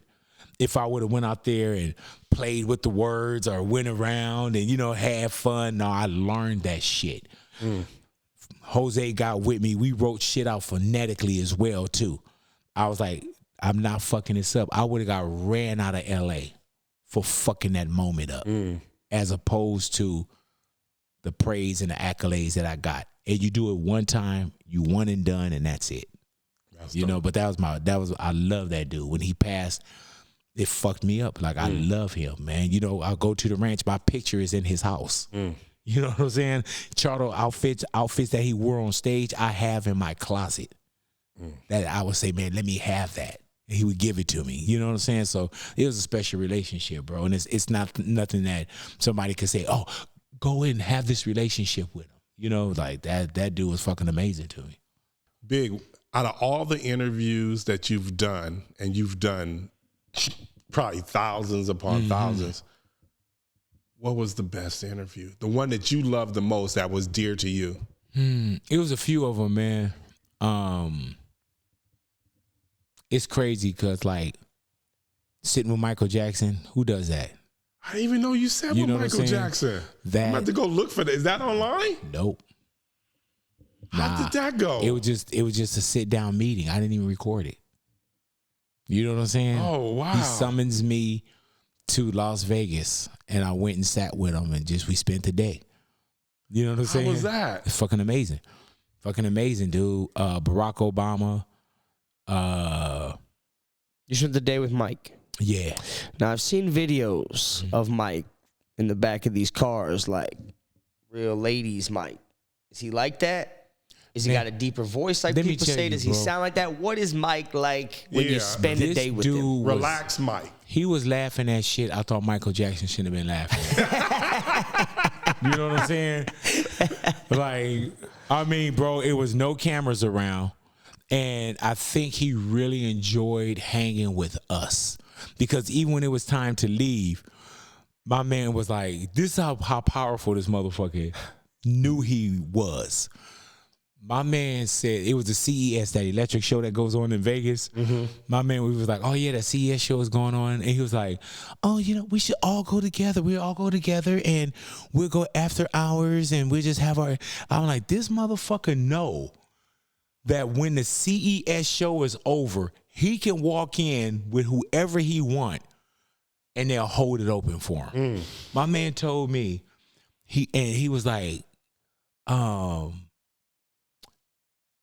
he said, they were talking about how big I was, how much I weighed. And my man said, why did you lose the weight? Mike asked you that. Yeah.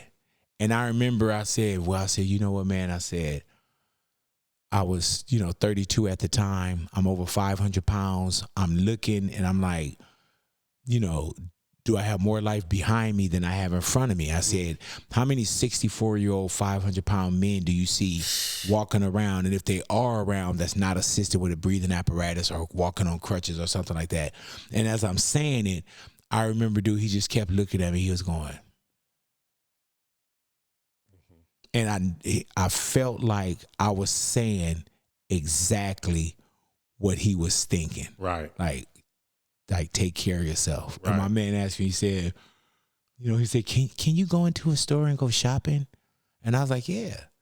And he said, you can go in and just put things in the cart and just make it out the store without people really. And I'm like, man, I don't know if you could do that, Big. yeah, but it's different. I can go to a store, people will recognize me. Right. I go to the store, Michael Jackson go to a store, the world stop. Yeah. Anybody that's in the fucking mall or whatever, they running in that motherfucker. And so he was like, you can put things in the shopping cart and just shop. And I was like, yeah. I said, who the fuck you think I am, Michael Jackson? He's like, shit. And dude, he would just laugh, man. Just laugh like a motherfucker, bro. So those are the moments. So he just called and he just wanted to hang out for the day? Yep. He wanted me to hear something and hear a record. Yep. It was when they were doing that Thriller. I don't know if it was Thriller 25, 30. I don't know what it was. But he had called us up and that was dope. Yeah, man. And dude was just like, and it was crazy, man, because I remember looking and I was like, that's motherfucking Michael Jackson right there. You know what I'm saying? Because when we got to the studio, he wasn't there. Mm-hmm. And then I went to go use the restroom real quick. And when I came back, the studio had like a glass door. And all you could see is like, just from here on, you could just see like a couch. You couldn't see in the studio. But I saw this kid sitting there, probably like about 3 or 4 years old, about 3 or 4.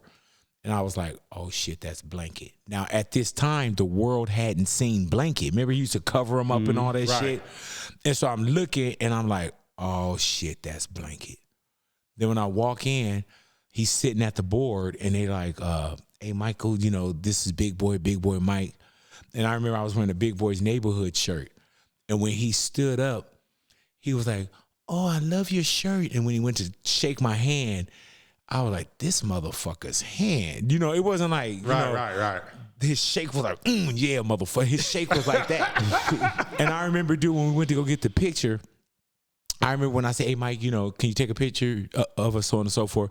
And I remember I grabbed his arm. And this motherfucker's arm was like, I thought it was going to be scrawny. Right. Like, it's about a bitch. You know what I'm saying? And, but people say, oh, he dropped his voice a little bit. And I could hear it, right. but he stayed here. Right. He stayed right there. But you could, you could hear it. Yeah, but that was those moments like that where, like, damn. Big, who do you think? Because I have the idea who I think. What artist has the Michael Jackson effect to you that's out there right now? For me, the only person I see in that lane is Beyonce for me. Yeah. Where anywhere she goes is over with. Is there another artist or who else do you see that's gained that sort of notoriety and as big as Mike? No one. Because I lived it and I saw it. Right. And I lived it and I saw it when it was actual records being sold and it wasn't social media and it wasn't streams. It was people, that was falling out at concerts. Right. So you could look at certain things. For one, if Michael Jackson is that one, everybody else is distant. Wow. And when I say distant, Beyonce got an effect. Right. CB, Chris Brown got an effect. Right. Taylor Swift she's got a fucking effect. You know what I'm saying? Where Beyonce is somebody's Michael Jackson.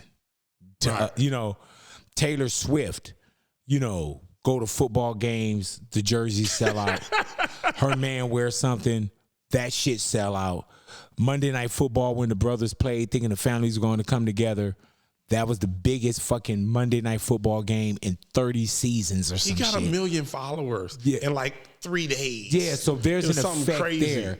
And then I think Chris gets it a lot because the entertainer side. You know what I'm saying? But Chris, you know, I sat down with Chris and I asked him, how do you feel about the comparisons with Michael Jackson? And Chris would tell you, like, man, that's crazy. You know what I'm saying? Mm-hmm. Like that, you know, because Chris grew up off of Michael Jackson. Mm-hmm. You know, so to be mentioned, that's beautiful. But Chris is what he told me, like nah.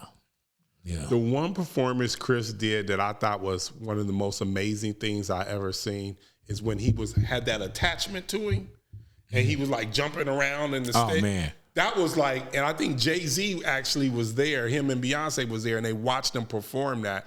I was like, that was the most amazing thing I ever seen in my life. He's a hella entertainer, man. Right.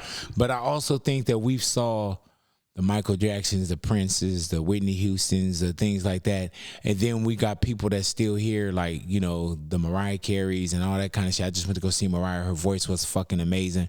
Those are the ones that we need to continue to give their flowers to as well. For sure. You know, because we so hashtag heavy now. Right. You know, we waiting for you to die before we, you know, before we showing you love and shit. Hashtag. Oh, like, man, love that motherfucker out of here. So, Big, you said Mike, Barack. How was the Barack interview? Amazing. You know what I'm saying? And Barack Was it on the radio? It was I on don't the radio. remember that one. It was on the radio, man. And it was just one of those things where he just sounded like a brother. You know what I'm saying? Right. He just sound like a brother. So They say he hoop, everything. yeah. So, but and not just that. It was like, dude, I'm talking to the president of the United States. Who would have thought that Ida's son would be talking to the president of the United States by choice, by their choice? You know, the same with meeting Michael Jackson. I'm 5 years old listening to Dancing Machine. My whole life, you know, you dancing and you doing Thriller, all that shit. And then I remember when we left, and the only reason why we left Michael Jackson is because will.i.am, who he was with us, he had to go meet Yoko Ono. So I'm like, what the fuck, all in one day? You know what I'm saying? But I remember walking out, and it was at the Palms Casino. They have a studio there. And I remember walking out, and I was like, people don't know that Michael Jackson is on the other side of this fucking wall. Wow. You know what I'm saying? That shit is crazy. Besides Michael Jackson having that big of impact on people, or have you ever been around like Michael Jordan? Because that's about the only other person I could I've never met Jordan. Never met Jordan? I've never. And then there's some people that say you don't want to meet Jordan. Have you met Jordan? Yeah, I met Jordan. Yeah, there's just some people that say, oh, you don't want to meet him. And I would have to meet him in the right atmosphere, you know, because I would feel like, damn, if it was just like, hey, Mike, and he's, you know, I don't know under what circumstances I would meet somebody. Yeah. But you met him in the right times. I met him when he used to do the camp, because you're into basketball. Remember, he used to do the camps back in the day in Santa Barbara. Right. So that I went down there. But you met him where there was time there. Oh yeah. Yeah, it wasn't like at a movie premiere and they trying to whisk them past. Yeah, you know what I'm saying? Yeah. So those are the things. And I think sometimes I'm the most quiet in the room. Like I'll see someone and I won't acknowledge them, or I don't want to walk up to them. You know what I'm saying?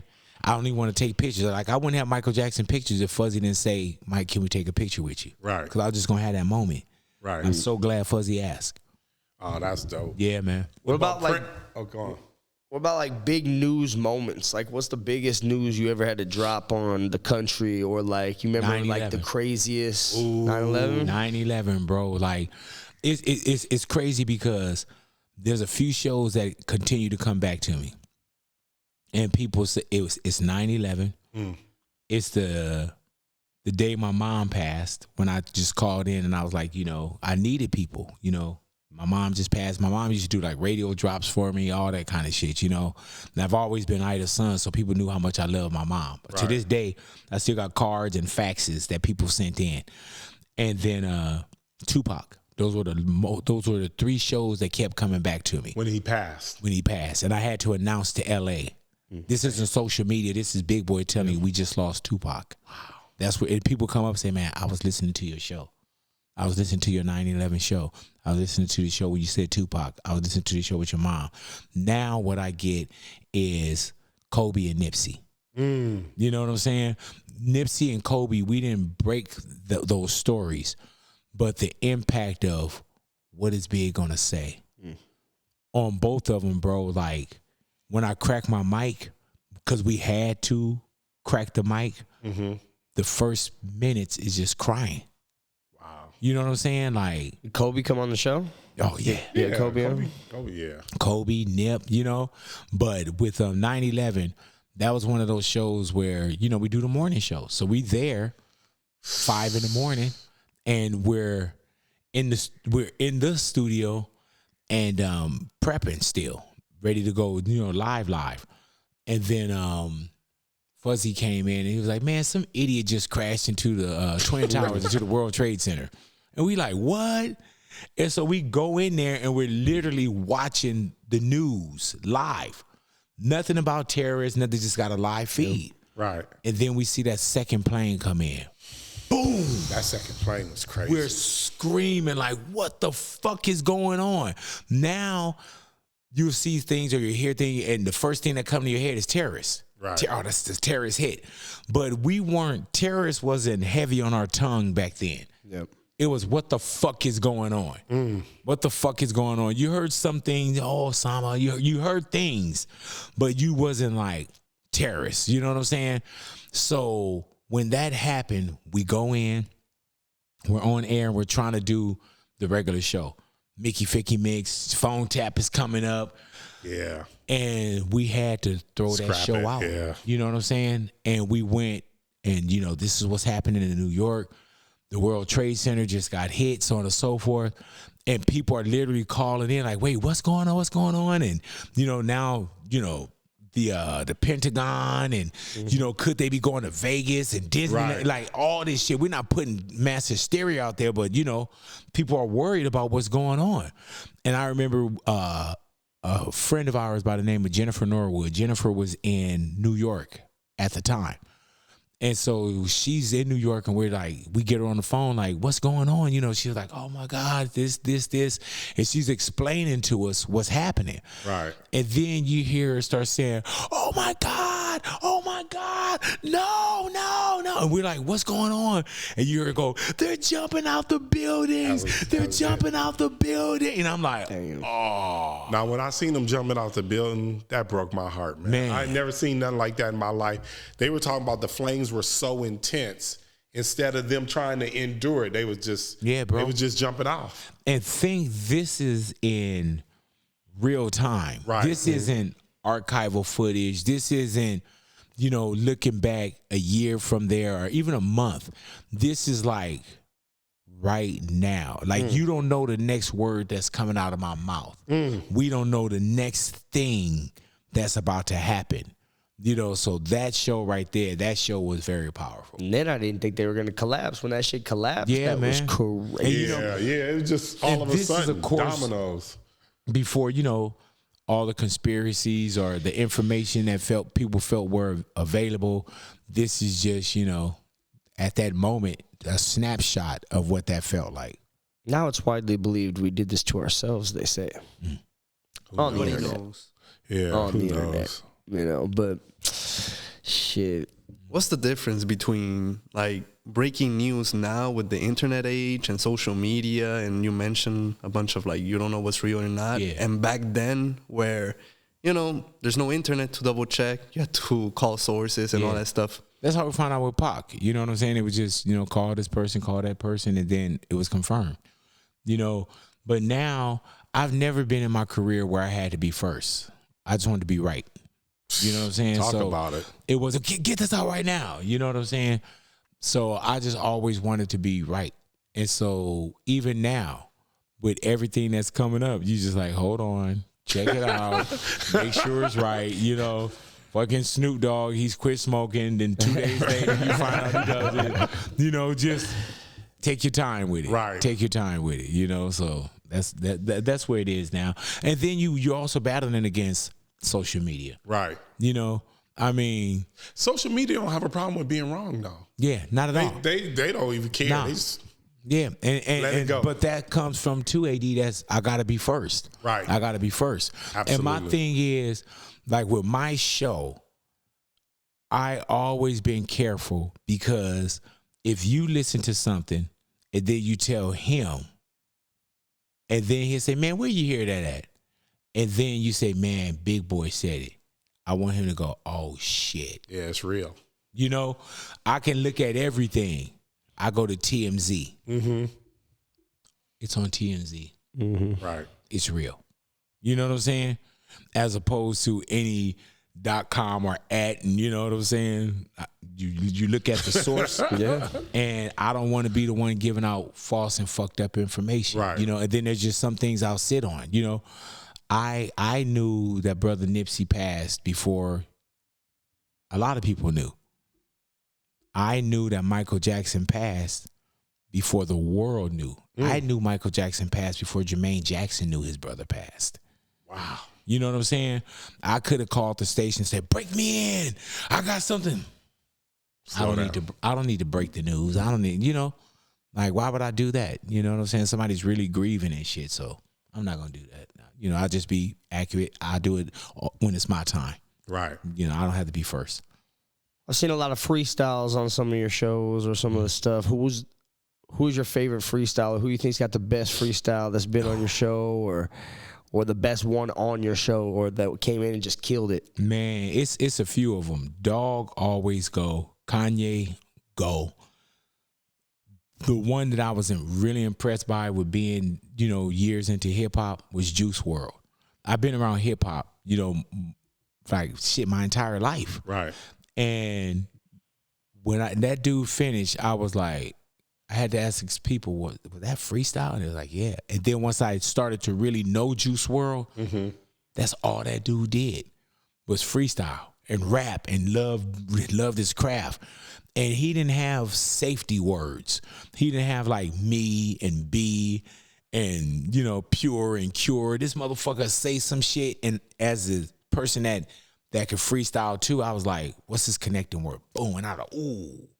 You know what I'm saying? Like, that dude was a beast, you know? And then I do a lot of neighborhood karaoke's where, you know, you Busta Rhymes come in, you put on his instrumental, he go.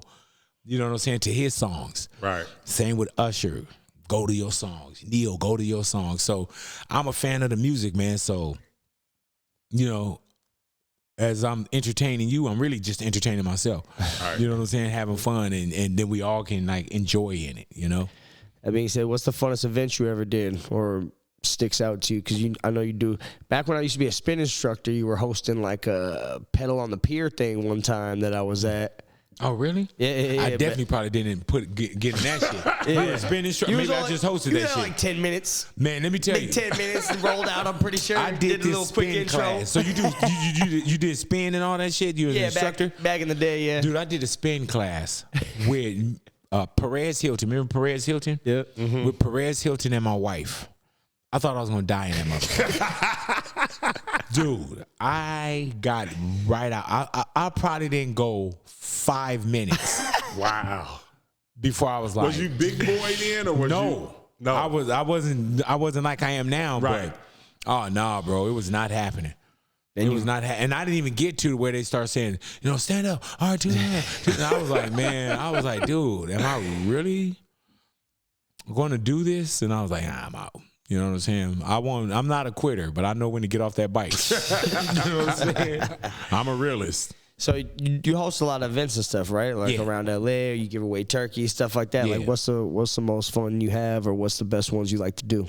Man, I like community-based stuff. You know what I'm saying? I like community-based, man, and respectfully. You know what I'm saying? Like when we do our turkey drives, bro, people come out, you know, either to meet you or they come out because they need that turkey for their family. Right. And being, you know, when we were homeless, you know, you're homeless, you're not hopeless, you know? And so when you go to hand something to somebody, bro, you're having that moment with them. Like, I don't do conveyor belt shit. Like, we talk, we hug, we give you time. You're a human being to me. Mm-hmm. You're not about, okay, well, big, you know, roll up your sleeves here and then hand this turkey and you take a picture, then the team would give out the rest of the turkeys. Like, nah, fuck that. And then you got to know how to, you know, because we were in those lines as a family. You know, we had food that had to be dropped off to us. So I know how it is to feel a certain way about needing or asking for help, you know. But the way that we host ours, man, it's just neighborhood. We have fun. We get on the mic. Nobody feels like, you know, even if people don't know who I am, get in line and get this turkey. You know what I'm saying? Get in line. So I just like more community-based shit, man. We're really on turf, and people, you know, where you can walk up because we're in your neighborhood. Not like, oh, you know, drive down to, you know, pick a street in Beverly Hills, or we're doing it out here. Like, nah, man, like most of these people are fucking coming with their own carts. Right. And pushing this shit back home. Like when we do a turkey drive, you see grandmothers walking down the street and around the corner with shit because they live in the neighborhood. They thank you for coming to the neighborhood. You know what I'm saying? We got Big Boy's neighborhood, but they allow us to come into their neighborhood, and that's authentic. You know, you earn that, and you got to know how to treat that. And you got to know how to treat people too, bro. I'm handing a turkey to a kid that could be the so-called next great champ. Right. Not in the boxing ring, but in any field. You know, the people that came to our house and left us food or whatever, they didn't know that they was feeding Big Boy's family. Right. You know what I'm saying? I don't know who this next person is that needed assistance at that time, at that moment, and what they're going to become.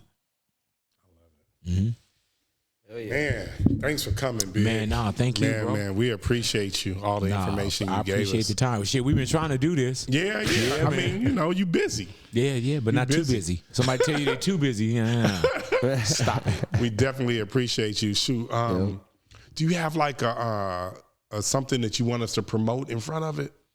You could just do Big Boy's Neighborhood. The radio show. Do you want us to promote your YouTube? Yeah. Anything that you want us to promote, we'll put it in front of the podcast itself. Yeah, that's what we just try to do.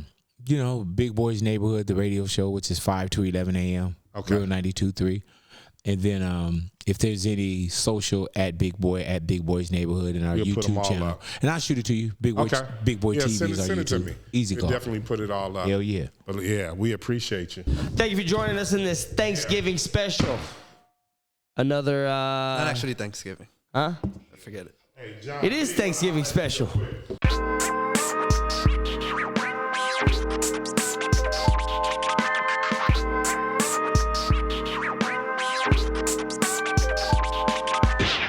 I am about to rock your world. Babe, you know you can't handle all of this without your sword.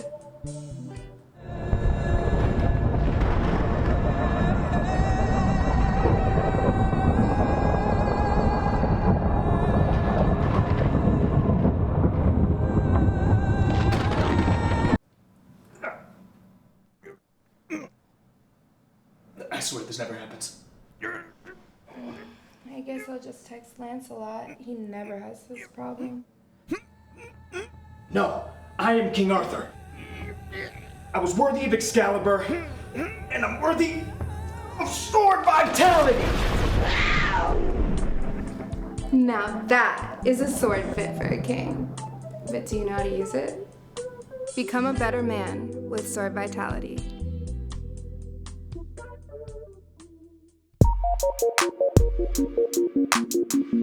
It's Big Boy Radio. Real 92.3.